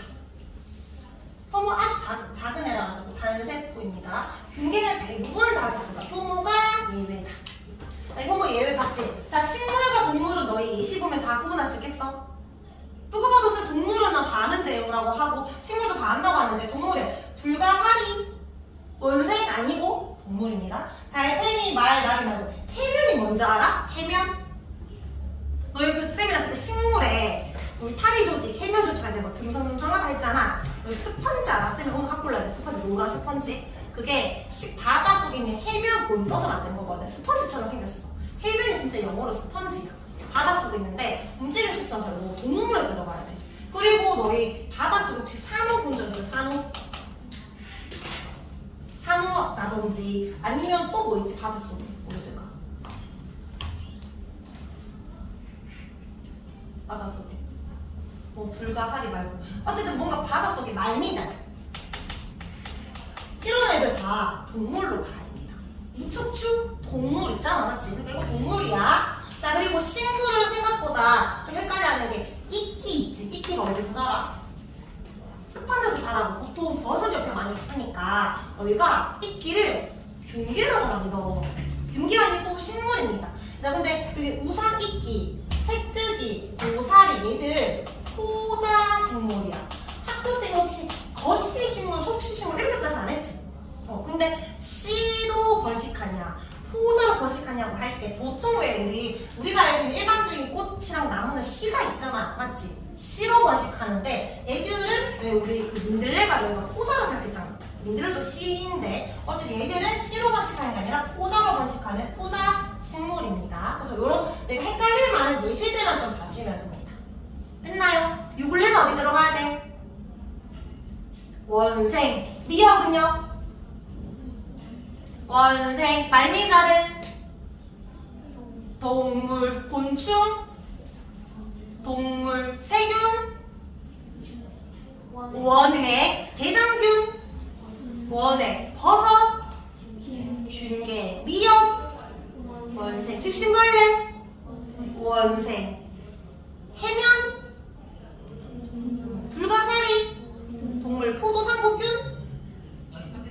원핵. 염주말? 그 세균이었어. 광합성 하는 세균. 원핵입니다. 원핵. 자, 그러면 얘들을 좀 계속 보면서 외워주고요. 밑에 원핵과 진의 차이 이야기했습니다. 우리 오른쪽에 여기 한번 정리해볼까? 얘들아? 자, 원핵 생물계 핵이 있다?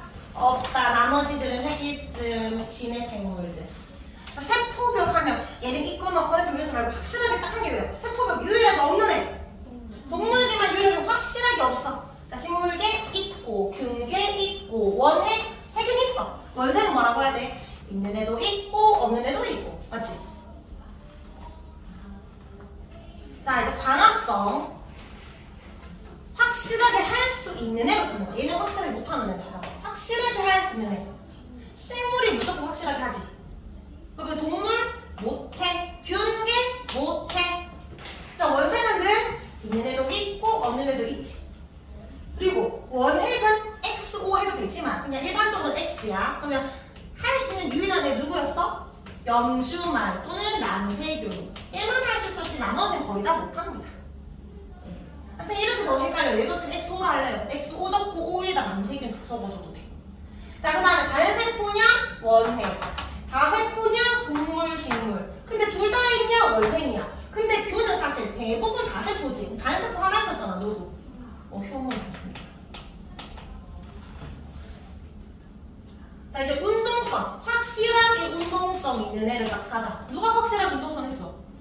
동물이 확실하게 있지. 움직일 수 있잖아. 먹어야 되니까. 식물은 못 움직여. 균계? 못 움직여. 원생은 늘 있는 애도 있고 없는 애도 있지. 원생은 잘 안 물고 근데 얘도 애매합니다. 세균은 워낙 많아서 잘 안 물을 거니까 얘를 근데 아까 혹시 이거 기억나? 자, 얘들을 좀 구분을 해주면 단세포 애들은 누구 있었어? 집신벌레나? 안 해봤지? 광합성을 하실 수 없어. 단세포 애들이 광합성을 하실 수 없어. 없어. 세포비어는 없어. 그러니까 뭘 할 수 있어? 움직일 수 있었어. 자, 미역, 다시마 얘들 있지? 다세포인 애들. 얘들이 광합성 할 수 있는 애들이지. 그러면 세포벽을 가지면서 운동성은 없었습니다. 얘들 예시가 나올 거야.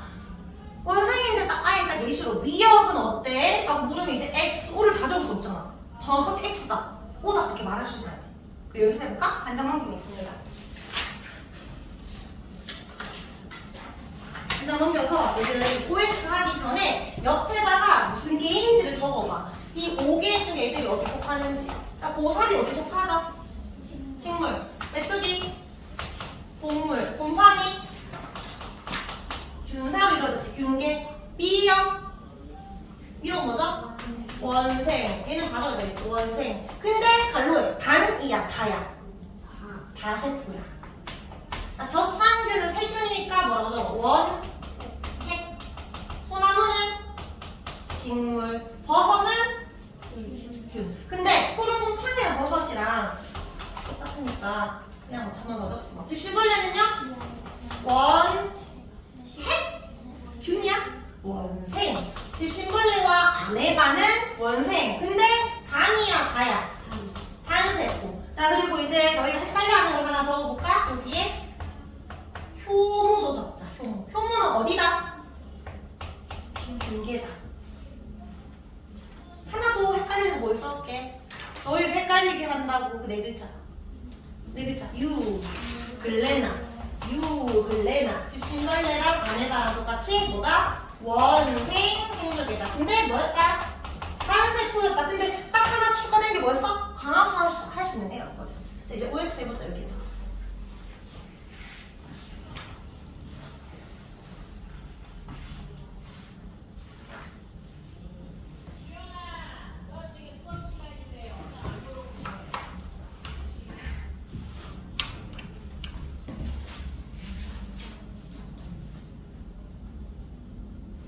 OX 뭐지?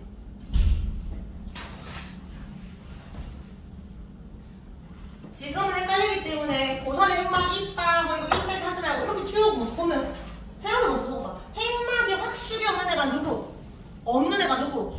핵만 없겠지. 세균만 없어요. 나머지들은 핵이 있다. 진해 생물들은 핵이 있다. 자, 세포벽이 약간 유일하게 없는 애, 확실하게 없는 애. 동물 확실히 없지. 동물 찾아. 동물은 없어. 그리고 이제 동물 없지. 자, 그리고 세포벽이 없는 애들 중에서 원생은 이제 또 골라야 되잖아. 광합성을 할 수 있는 애들이면 세포벽 있고, 못하는 애면 세포벽도 없지. 미역 광합성 할 수 있지. 초록색이잖아. 그럼 세포벽도 있겠지. 식물처럼. 그 밑에 다른 세포, 집신벌레 얘가 세포벽이 있다 없다? 없다. 다른 세포들 없다. 그럼 나머지는 다 동그라미 적는 거예요. 동그라미. 자, 세포수 단세포냐 다세포냐 적혀있는데 여기 효모가 유일하게 균이지만 단세포였고 유블레나도 단세포였습니다. 자, 광합성 할 수 있냐 없냐 할 때 세균은 못한다. 효모 못한다. 근데 유블레나는 뭐 할 수 있다? 애매하게 광합성까지 할 수 있는 능력자입니다. 운동성도 있는데 광합성도 할 수 있다. 자, 그럼 여기 분류 가나다라마에 한 번 더 적어볼까? 자, 핵막이 있는가에 가에 뭐 적어? 원액.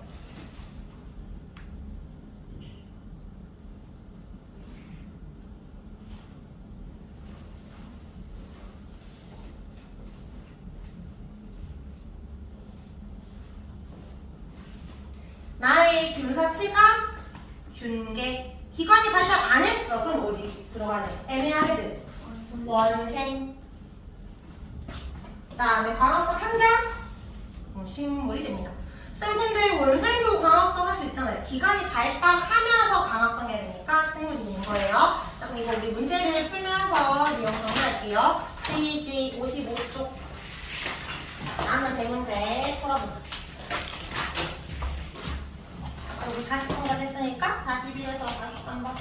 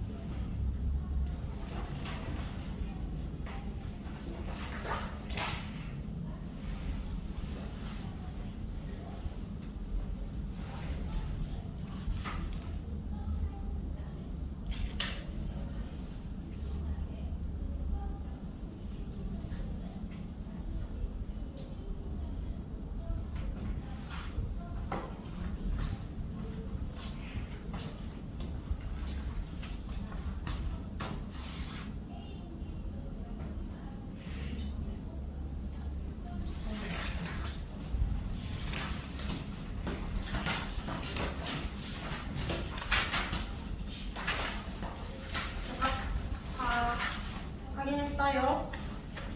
다 불러줄게. 41번에 기호 세포에 핵이 없다. 기역.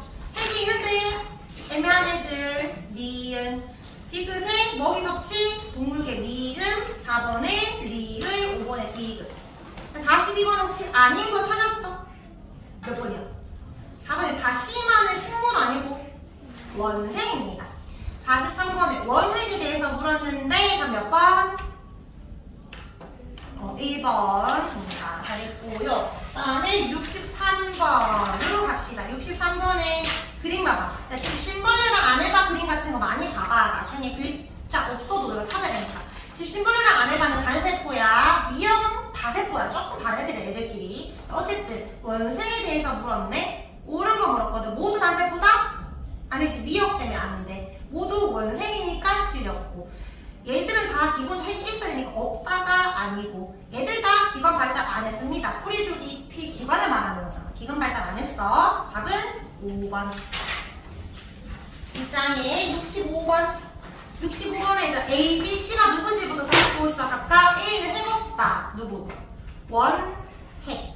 B는 핵 있는데 B에 하는 것도 있고 안 하는 것도 있다. 원생. C가 식물이겠네. 그러면 기억에는 뭐라 적어야 돼? 원생은 애매하니까 OX 둘 다 적어야 돼. 니은은 식물은 무조건 있지. 동그라미. 저 디귿에 세포수 동물은 무조건 다 세포죠. 옳지 않은 거 찾으면 3번에 니은은 없다가 아니라 있다입니다. 자, 마지막 68번. 68번에 가해. 대장들은 세균이잖아. 개미 동물인데? 버섯 금괴네? 다 섞여있어. 근데 나는 백합, 참나무끼 다 식물들이지. 아, 그러면 식물과 얘들의 차이죠. 뭘 할 수 있다 없다? 광합성 할 수 있다 없다. 그걸 다른 말로 말하면 영웅체가 있냐 없냐. 몇 번? 3번입니다. 자, 그러면 쌤이 그 이미지를 갖고 왔는데 누군지 맞춰보세요.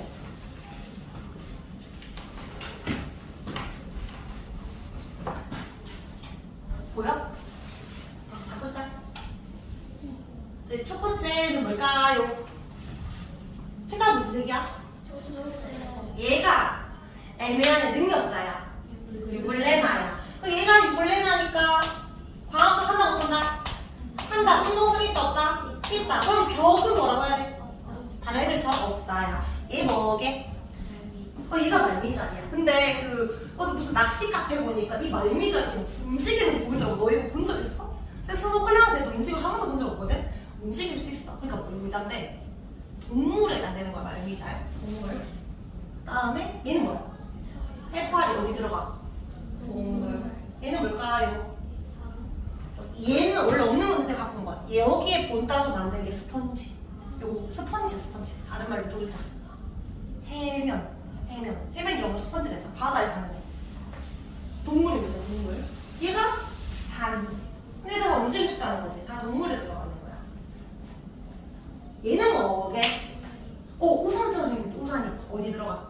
무슨 개? 식물계. 얘가 뭘 것 같아?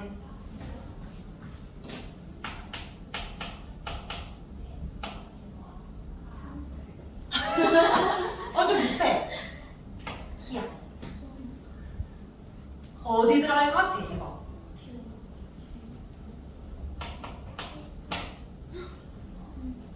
어디 들어가게? 식물. 근데 우산이끼처럼 호자로 번식하는 애. 한번 조금 확대해.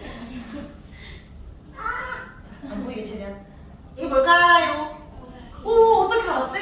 너희가 모르면 자 이거 뭔데? 이럴라 했는데 이제 얘가 잎이 피기 전에 아주 여린 줄기일 때 우리가 따서 먹는 거고 이걸 안 따고 놔두면 잎이 되는 건데 고사리. 이것도 식물인데 호자 식물. 얘는 뭐지? 검은판, 곰팡 그런 게 얘는 뭘까요? 집신벌레. 어디 들어가? 원생인데 단세포야, 단세포야. 단세포. 광합성은? 못하겠지? 운동성? 있죠? 벽? 없고. 광합성 빼고 이제 단세포 애들은 이렇지. 그렇지? 이거 쌤이 조금 이따가 A4로 뽑아서 줄 테니까 한번 다시 그런 특징 같은 거 적어봅시다. 자, 그럼 우리 마지막 누구 시지? 5분 정도 쉬고 이제 열팽창 마무리하겠습니다. 적었어? 하면 될까요? 책 어디 그냥 59.5입니다.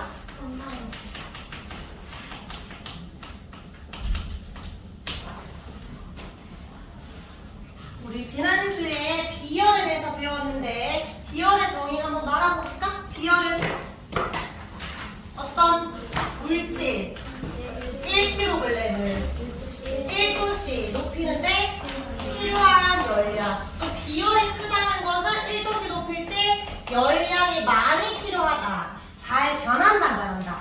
잘 안 변한다. 자, 비열의 식은 뭐였죠? 뭐 곱하기 뭐분의? 질량 곱하기 온도 변화분의 열량이었다. 그럼 비열은 열량의 비례관계대? 비열은 열량의 비례, 질량의 온도 변화의 반비례. 그런데 사실 이런 그래프가 나오면 이렇게 A, B 이렇게 그래프 나오면 주로 온도 변화로 우리가 해석해야 되잖아. 온도 변화는 뭐에 비례하고 뭐에 반비례하는지를 모를 수 있잖아. 온도 변화가 A 대 B가 2대 1이다. 자, 그러면 뭐가 몇 대 몇이냐 이렇게 물을 때 무슨 관계를 모를까? 만약에 A랑 B가 같은 물질이래. 그러면 같은 시간 동안 가열해서 열량 같아. 같은 물질이면 뭐도 같아?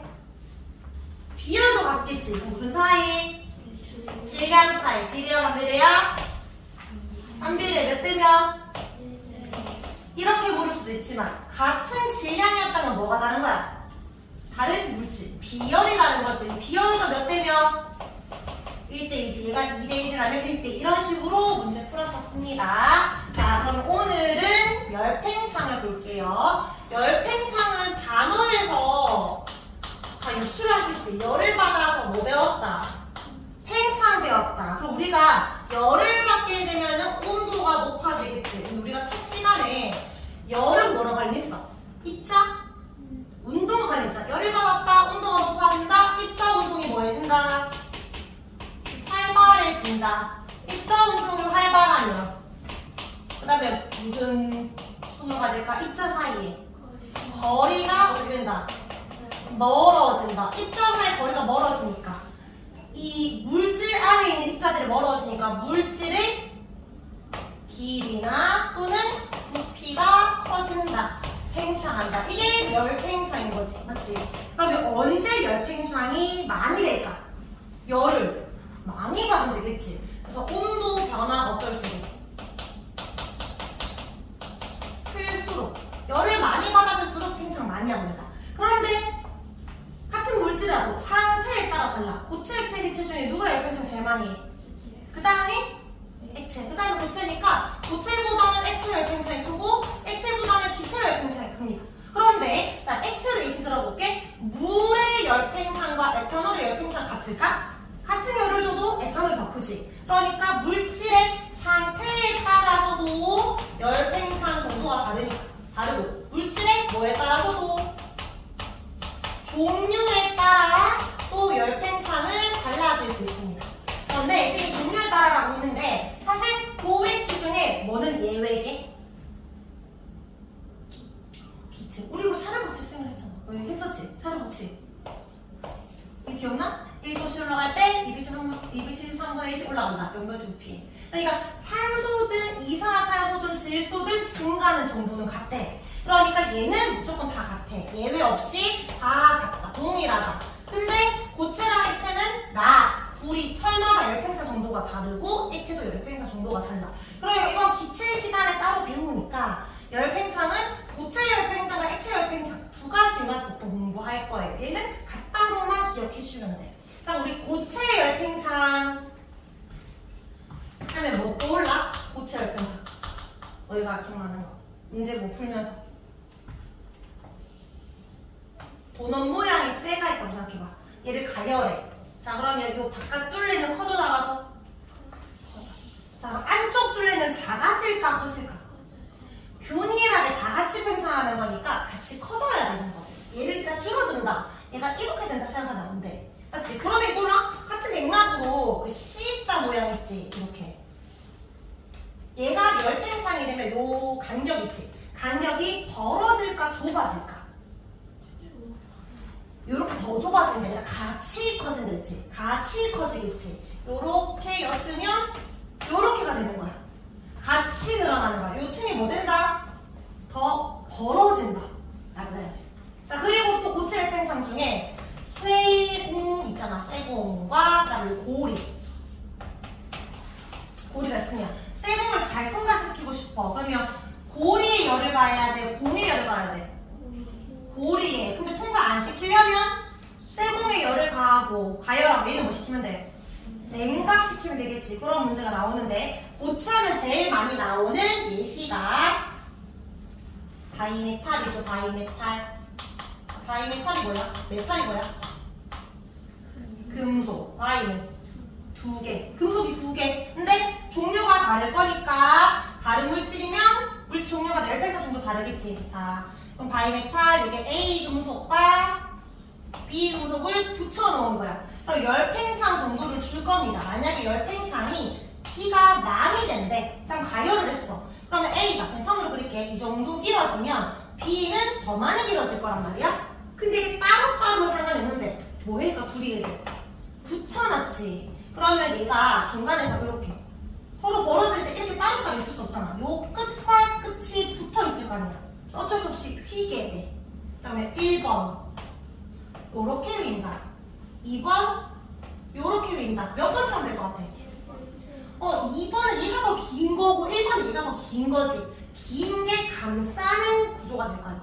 그럼 1번처럼 휘게 돼. 그러니까 바이메탈은 열팽창 정도가 다른 두 금속을 가열하게 되면 휘면서 이걸 이용하겠다는 거야. 그래서 보통 어디 이용해? 자동 온도 조절기에. 바이메탈은 자동적으로 스스로 온도를 조절할 수 있는 곳에. 왜? 화재 경보기 같은 거 있잖아. 평상시엔 연결이 안 되다가 가열받았어. 그러면 이제 화재는 뜨겁겠지. 얘들이 팽창하면서 휘겠지. 그러면 갑자기 선을 연결시킨 거기. 띠를 올리도록. 아니면 반대로. 다리미 같은 거 평상시에는 연결을 해놨다가 너무 뜨거우면 얘가 휘어서 선이 연결 안 되도록 차단되도록 스스로 온도 조절할 때 쓰는 거야. 그러면 지금 자, 이 그림을 1번이라고 했잖아. 지금 열팽창이 작은 애가 있고 큰 애가 있어. 위쪽으로 휘었지. 그럼 어디 쪽으로 휘었다고 해야 돼? 열팽창 정도가 작은 쪽으로. 그러면 바이메탈은 가열한다면 열팽창 정도가 작은 쪽으로 휩니다. 근데 가열 문제 말고 거꾸로 냉각 문제가 나올 수도 있잖아. 냉각은 오히려 팽창하는 게 아니라 우리가 이런 표현 쓰진 않지만 거꾸로 열 수축이겠지. 열을 받아 수축한 게 아니라 차가워진 열을 뺏기면서 짧아지는데 그러니까 많이 늘어난 애는 조금만 줄어들어. 그만큼 많이 줄어들어. 많이 줄어. 그러면 이제 얘가 더 팽창이 컸는 만큼 더 줄어들고 얘가 더 많이 늘어나겠지. 휘어야 되겠지. 어디로 휘어? 이렇게 휘겠지. 아래쪽으로 휘겠지. 이번에 어디 쪽으로 휜다? 열팽창 정도가 큰 쪽으로 휜다라고 합니다. 둘 다 따로따로 해야 되는데 하나를 정확히 외우자. 가열이 많이 나오니까. 가열을 한다면 열팽창이 큰 애가 휘는 애가 큰 애가 많이 해야 되니까 결과적으로는 열팽창 작은 쪽으로 휜다. 큰 쪽이 아니라 작은 쪽으로 휜다라고 말해야 돼. 그런데 열팽창 정도가 이런 애가 있어. A보다 B가 더 팽창 많이 하고 C가 더 많이 팽창해. 그럼 내가 많이 휘게 하고 싶으면 A, B, B, C, A, C 중에 누구랑 붙여야 돼? 차이가 클수록 더 많이 휘겠지. 그래서 팽창을 많이 하는 차이가 큰 애들끼리 연결시켜야 효과가 더 좋습니다. 자, 바이메탈 좀 기억을 해주고. 자, 이제 액체 열팽창. 액체는 우리 음료수병 있잖아. 가득 안 채워놓지? 왜 가득 안 채워? 기본적으로. 제 그 회사에서 이윤을 남기려고. 그게 아니라 열을 받으면 애들이 뭐 하니까? 액체가. 혈팽창을 하니까 애들이 터져서 뚜껑 팍 날아갈 수 있잖아. 그러니까 어느 정도 살짝 줄여놓는 거야. 그런 이유도 있고 우리 주유소 갈 때도 언제 주유해야 좋은 거야? 열팽창이 돼야 좋은 거야? 안 돼야 좋은 거야? 안 돼야 좋은 거지. 같은 양인데 부피가 팽창된 거잖아. 안 되려면 낮에 가야 돼? 밤에 가야 돼? 밤에. 그래서 여름에 특히 밤에 가는 게 효율적입니다. 그러니까 여름 낮에 가면 손해를 본다는 거지. 그런 예시도 있는데 우리 액체하면 제일 많이 나오는 게 이런 유리병 예시가 막 나오거든. 자, 얘가 너무 차이가 줄여볼게. 자,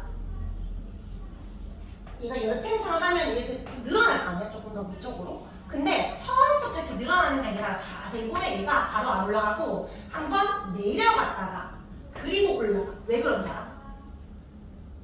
높이가 처음부터 바로 올라가는 게 아니라 잠깐 이 높이가 낮아졌다가 올라가거든? 왜 그럴까? 액체만 열팽창할까? 모두 열팽창해. 고체도 열팽창하지. 특히 여기 만약 아래쪽으로 쌤이 단열을 했다라고 하면 액체가 바로 팽창하는 게 아니라 고체가 먼저 팽창하겠지. 그래서 오히려 쌤이 조금 과자에서 그러면 이 병 자체가 엄청 커질 거 아니야. 아직 액체는 열을 받지도 않았는데. 그럼 오히려 통이 커졌으니까 액체가 살짝 줄어드는 것처럼 보이겠지. 근데 사실 고체보다 액체 열팽창이 크기 때문에 결국은 올라가게 되어 있어. 그래서 내려갔다 올라가는 거야. 그러면 이게 실제 팽창과 겉보기 팽창이 다른데 이 액체의 실제 팽창은 겉으로 보는 겉보기 팽창만 말하는 게 아니라 누구까지 보여야 돼? 고체 유리 팽창까지 고려하는 거예요. 더 큰 팽창이 일어났다 라고 봐야 돼. 여러 거 액체 일시 나올 수 있고, 두 번째는 액체 열팽창에서 우리 온도계 일시 나오는데, 온도계 속에 그 빨간색 물고 쭉 올라가잖아. 그 안에 들은 액체가 뭔지 알아? 뭐 써? 그 안에 알코올 쓰기도 하고 또는 알코올 에탄올 쓰기도 하고 액체인 금속 유일하게 상온에서 수은 요거 두 개를 씁니다. 얘들을 쓰는 이유가 뭘까? 열을 받았어. 얘들이 뭘 해? 열팽창하지. 열팽창을 쭉 하니까 그게 우리 눈에는 눈금이 올라가는 것처럼 보이잖아. 근데 이 열팽창이 크다는 거야, 작다는 거야? 다른 액체들보다. 크니까 쭉쭉쭉 올라가는 거야. 작으면 눈금이 진짜 조금 가면 우리 보기 힘들겠지. 눈금이 미세하니까. 첫 번째 얘들을 쓰는 이유는 다른 애들보다 열팽창 정도가 커요. 두 번째 이유는 뭘까요? 이거 서술로 잘 나오는데 온도가 높아졌어. 근데 열팽창하는 정도가 부피 변화가 어떻다? 온도에 따른 무슨 변화? 부피 변화가 열팽창하는 부피 변화 뭐하다? 일정한 거야. 이럴 수 있잖아. 처음에는 갑자기 확 뜨거워지다가 뒤에 내려가다 조금 뜨거워질 수 있잖아. 일정하지 않으면 온도계를 쓸 수 없겠지. 동일하게 계속 일정하게 증가해야 이 온도계를 쓸 수 있잖아. 그럼 얘들을 온도계를 쓰는 이유 두 가지 서술하시오. 요거 열팽창 크다. 두 번째 일정하게 증가한다. 요거 쓸 수 있어야 됩니다. 그럼 이거 한 번에 다 설명했으니까 쭉쭉 적으면서 내용 마무리할게요. 열팽창은 요거를 기억하면 됩니다. 온도가 높아졌다는 것은 여기 분자 운동, 입자 운동이 활발해집니다. 운동을 먼저 떠올려야 되겠지. 입자 사이에 거리가 증가하니까 길이나 부피가 팽창하는 거고요. 열팽창 정도, 아까 선생님의 물질 상태에 따라 다르다 했죠. 고체보다 액체가 크고 액체보다 기체가 커. 그 다음에 두 번째는 뭐에 따라? 물질의 종류에 따라 다릅니다. 기체는 예외고 고체나 액체는 종류마다 다르다. 뒷장 넘어갑니다. 고체와 액체 열팽창. 여기 보면 길이도 팽창하지 않고 부피 팽창 이야기할 때 처음 크기 안쪽과 바깥쪽 모두 다 커지는 거예요. 이거 조심하고. 그 다음에 액체 열팽창 이것도 물질마다 다르다 알겠고. 자, 기체 열팽창은 다른 애들보다 매우 큰데 기체 종류랑 관계없대. 다 똑같이 증가하니까 다 똑같이 일정하게 증가한다. 기체만 종류랑 상관이 없습니다. 자, 고체 열팽창 정도 실험하는 거 볼까? 얘들아, 철, 구리, 알루미늄을 가열시킬 거야. 근데 누가 제일 많이 열팽창한지 보려고 여기에다가 반을 연결했어.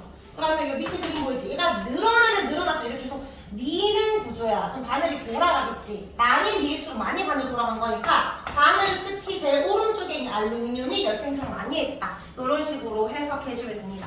여기서 알 수 있는 거 물질마다 열팽창 정도 다르구나. 같은 부채지만. 밑에 두 번째, 금속구랑 금속볼이 누구 냉각하는지 묻는 문제입니다. 뒤로 넘어갈게요. 액체 열팽창 정도. 이것도 차원 높이가 있었어. 다 똑같이 뜨거운 물에 넣었어. 근데 시간이 지났을 때 글리세린, 뭐 에탄올, 물을 붓지. 지금 열팽창 누가 제일 커? 얘가 제일 크지. 그러면 얘가 더 많은 열을 받았다. 맞았냐? 그러면 물보다 에탄올이 더 뜨거운 상태다. 셋 다 뜨거운 물 넣었으니까 이거 무슨 상태? 열 평형 상태겠지. 그러면 셋의 온도는 어때야 돼? 같잖아. 온도 똑같은데 열 팽창 정도가 커서 더 많이 늘어나는 거야. 여기서 비열이 작아서라고 하는데 여기서는 비열 개념 묻는 게 아니지. 이 실험으로는 열 팽창 정도를 묻는 거야. 그러면 얘들을 차가운 물에 넣었어. 누가 제일 많이 내려갈까? 에탄올 많이 늘어났을수록 많이 내려갑니다. 그거 보면 되고 오른쪽에 바이메탈 가열했을 때에는 열 팽창 정도가 작은 쪽으로 휘어진다. 냉각은 반대라는 걸 기억하고 가열했을 때를 좀 기억해 주기. 여기 이용희 씨가 다리미, 화재 경보기 어디 쓰이는 거야? 다 온도 조절 장치에 쓰이는 겁니다. 넘어갈게요. 액체 팽창 예시. 전선기부터 오른쪽에 여름과 겨울 중에 왼쪽 오른쪽 중에 왼쪽은 여름이야 겨울이야? 전선이 늘어났네? 열을 받아서 늘어났겠지. 언제? 계절은? 여름, 겨울. 그래서 전선이 늘어나고 겨울이 팽팽해집니다. 가스가 얘들 이거 구부러진 부분 왜 만들까? 이렇게 뭐 가스관도 나오고 뭐 송유관도 나와요. 이제 뜨거운 기름이 지나가거나 뜨거운 액체가 지나가면 왜 구부러진 부분을 만들어야 돼? 이렇게 구부러지지 않고 이렇게 열팽창하게 되면 너무 많이 늘어나잖아. 사고 날 수 있으니까 구부러지면은 여기도 늘어나 여기도 늘어나 열팽창을 분산시키겠지. 사고 예방하기 위해서 구부러진 부분 만드는 겁니다. 사고 예방하려고. 그 다음에 다리의 이음새. 여기 다리의 틈을 왜 만들까? 숨 쉬고 뭐 아니면 개미들 보고 살라고 뭐 이런 이유 아니고 틈을 안 만들면 어떻게 돼? 언제가 문제야? 여름과 겨울 중에. 여름에 늘어나서 이거 휘겠지. 그러니까 여름에 늘어날 걸 대비해서 미리 틈을 만드는 겁니다. 여름에 열팽창에서 휘는 것을 막아준다. 내열 유리 도구. 요거는 이제 열을 이제 감싼다는 거잖아. 그러니까 이 내열 유리는 열팽창이 크다는 거야, 작다는 거야? 열팽창이 작다는 거겠지. 잘 안 된다고. 그러니까 잘 안 깨지는 겁니다. 열팽창으로 작은 거 쓰는 거. 철근 콘크리트. 철근 여기에 여기 시멘트 같이 붙이잖아. 철근과 시멘트는 우리 건물의 이제 골격이잖아. 애들은 일단 기본적으로 열팽창이 클 것 같아, 작을 것 같아? 크면 여름 우리가 막 얘가 쭉 올라가게 느껴지면 위험하겠지? 아주 작아야 되는데 더 중요한 건 얘들의 열팽창 정도가 비슷해야 돼, 달라야 돼. 다르면 하나는 늘어나는데 안 늘어나면 이것도 균열이 일어나잖아. 그래서 비슷한 거를 써야 됩니다. 요거랑 비슷한 예시가 충치 속에 넣는 충전재질. 우리 치아 있잖아. 치아 이제 충치 생기면 여기 치아 구멍 나는 거 알죠? 여기에 금 이빨을 넣습니다. 금이. 그런데 얘들의 열팽창이 다르면 어떻게 될까? 금보다 치아의 열팽창이 더 커? 내가 뜨거운 거 먹었을 때 내 치아가 커지겠지. 틈이 생기니까 또 뭐 이물질 들어가지. 근데 더 위험한 건 금이 열팽창 더 크면 어떻게 될까? 내 이는 안 늘어나. 내가 빵 늘어나서 내 또 치아를 깨지게 만들겠지. 같이 늘어나고 같이 줄어들어야 되는데 치아랑 제일 비슷한 게 요새 왜 지르코니아에서 막 색깔 이렇게 치아 색깔 비슷한 거 쓰잖아. 그것보다 더 비슷한 게 금이야. 근데 금을 쓰면 웃을 때 여기 막 금색깔 노라면 좀 보기 그러니까 윗니는 괜찮아, 아랫니는 다른 거 씁니다. 어쨌든 금이 제일 비슷하네. 비싸기도 하지만 그런 거 나눠서 읽어보면 된다. 자, 우리 액체로 넘어갈게요. 액체는 온도계 중요합니다. 온도계 이유 두 가지. 온도계 속에는 아까 부피가 팽창이 조금 올라가는데 열 팽창 정수가 큰 걸 써야 되고, 두 번째 온도 변화에 따른 부피 변화가 일정한 걸 써야 돼. 그게 알코올 수입니다. 음료수병 가득 채우지 않아야 되고 낮에 주의하는 것이 유리합니다. 자, 그럼 우리 열 팽창도 문제 몇 개 풀고 내용 마무리하겠습니다. 페이지 82쪽.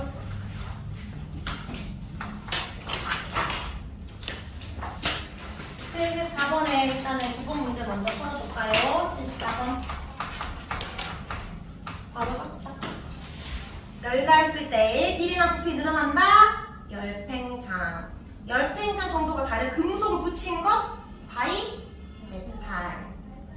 설로매트는 여름에 길이가 팽창했을 때 휘는 것을 방지하는 것입니다. 79번, 80번 두 문제.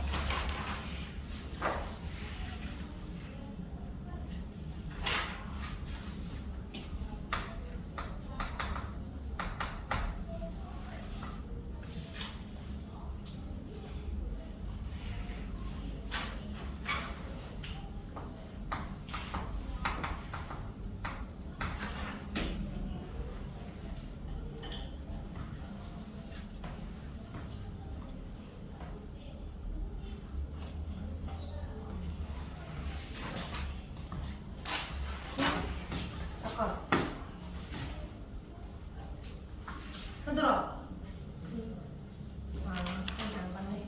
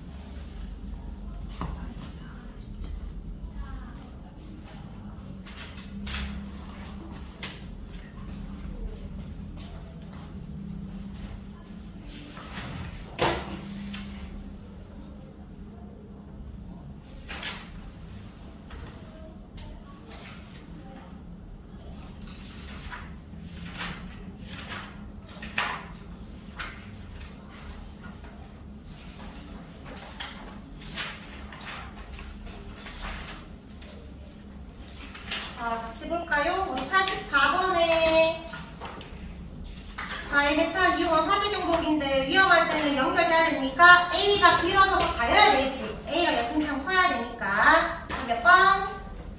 3번. 자, 87번에 열팽창 아닌 거 몇 번이야? 3번은 뭐에 대한 설명일까?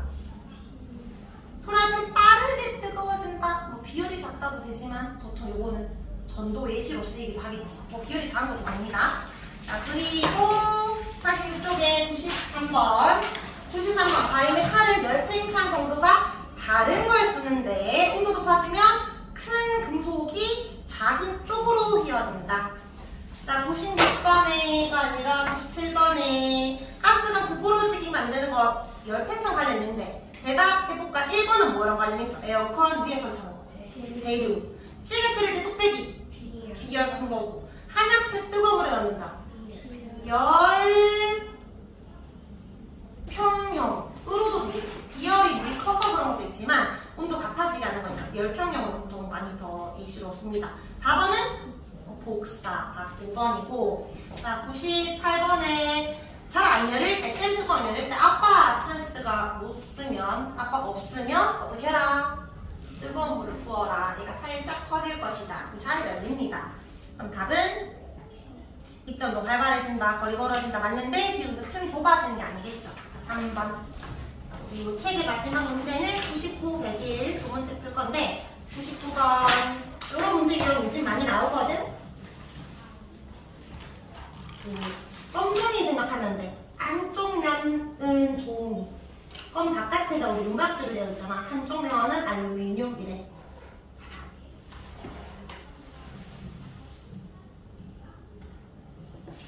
가열했는데 이런 식으로 휘었다는 거 누가 더 많이 팽창했다는 거야? 이쪽으로 핀 거니까 알루미늄이 열팽창이 크다는 거잖아. 맞죠? 종이보다. 보고 찾으면 돼. 가열 후 알루미늄 거리 멀어진다. 알루미늄이 종이 쪽으로, 맞지? 열팽창 정도 작은 쪽으로 핀다. 맞고 알루미늄이 크다. 다 5번입니다. 자, 100번은 또 같은 문제니까 풀면 되고 101번 풀어보세요. 101번.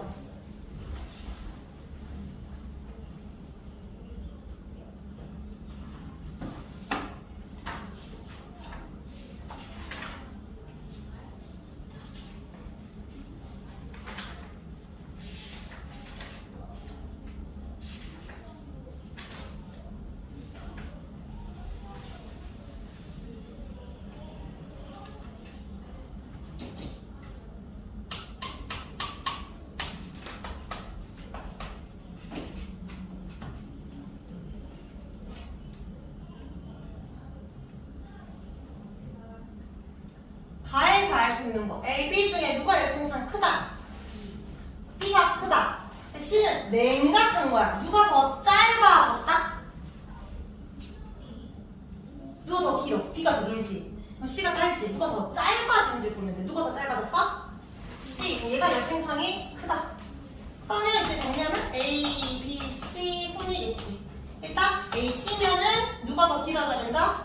C. 뭐 이렇게 될 거 아니야? 옳지 않은 거 찾는데 1번과 2번은 요거 보고 찾아주면 돼. 맞는 말이고 가에서 A 쪽으로 아래쪽으로 휘어진 거 맞지? 4번에 가와 가를 가열하면 휘어진 정도는 AB와 AC 중에 AB와 AC 중에 누가 더 휘어진 정도 크다? AC가 더 크겠지. 아래쪽이 더 많이 휠 거라는 거야. 그런데 가가 더 크랬잖아. 틀렸지? 답은 4번. 5번은 냉각하면 거꾸로 휘어진 거 맞습니다. 자, 여기 우리 여기 90, 89초까지는 하면 되고 여기 사인 문제 있잖아. 이렇게 선생님 좀 많이 풀어야 되는데 많이는 못 풀 것 같고 여기 보면 우리 3쪽에 늘 마치고 벼락치기 풀었던 거 이거는 바로 뒤에 다 있으니까 한번 너희가 개념 공부하고 적으면 되고 이게 8쪽, 9쪽 이거 기본 문제거든요. 이거 풀면 되고 여기 답지 있습니다. 한 가지 답지가 있어. 자, 슬슬 넘겨봐. 12쪽에 페이지 12 페이지 12쪽에 일단은 여기 2번에 여기가 페이지 12쪽에 2번에 4번 있지. 거기에 기억 니은이 아니라 디귿으로 바꿔주고 니은 눈치가 애들 이게 답인가 보네요. 있는데 그렇고 또 일단은 지금 페이지 19쪽에 4번은 안 풀어도 되고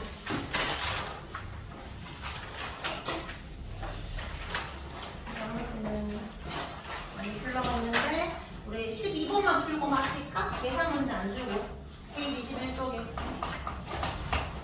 12번 간단한 문제입니다. 그리고 마치자.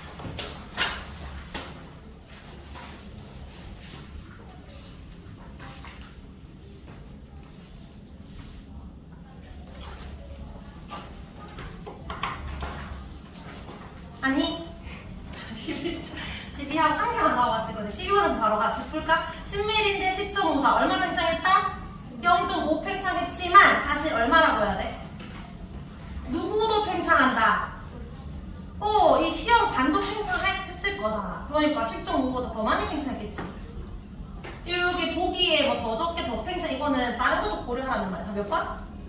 3번. 우리 6번에 이거 하고 같이 다음 주에 우리 비율 문제 여러 개 풀어야 돼. 왼쪽 페이지 6번에. 여기에 20도씨 물 2kg, 70도씨 물 500g이 있다. 온도 변화 찾으라는 거거든? 근데 1, 2, 3, 4, 5번에 지금 열평형 온도가 얼마인지 안 알려주는데 일단 5번 같은 건 말이 안 돼. 맞지?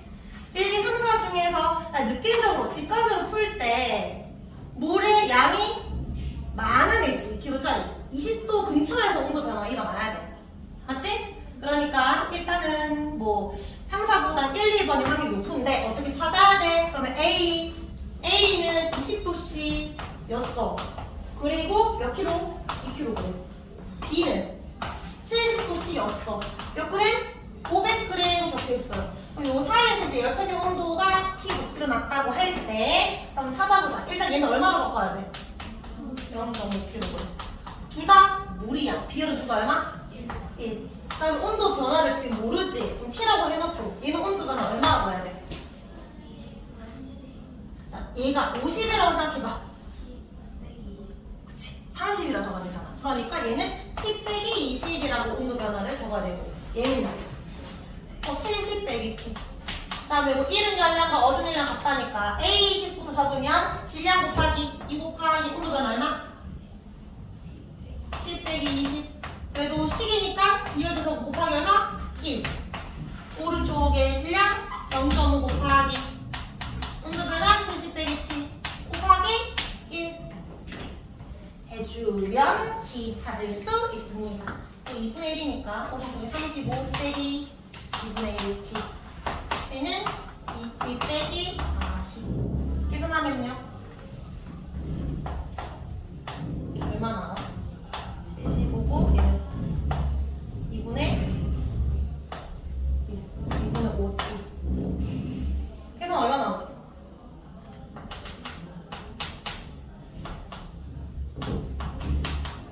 얼마 나오나요? 30 나와? 30 보니까 다 몇 번?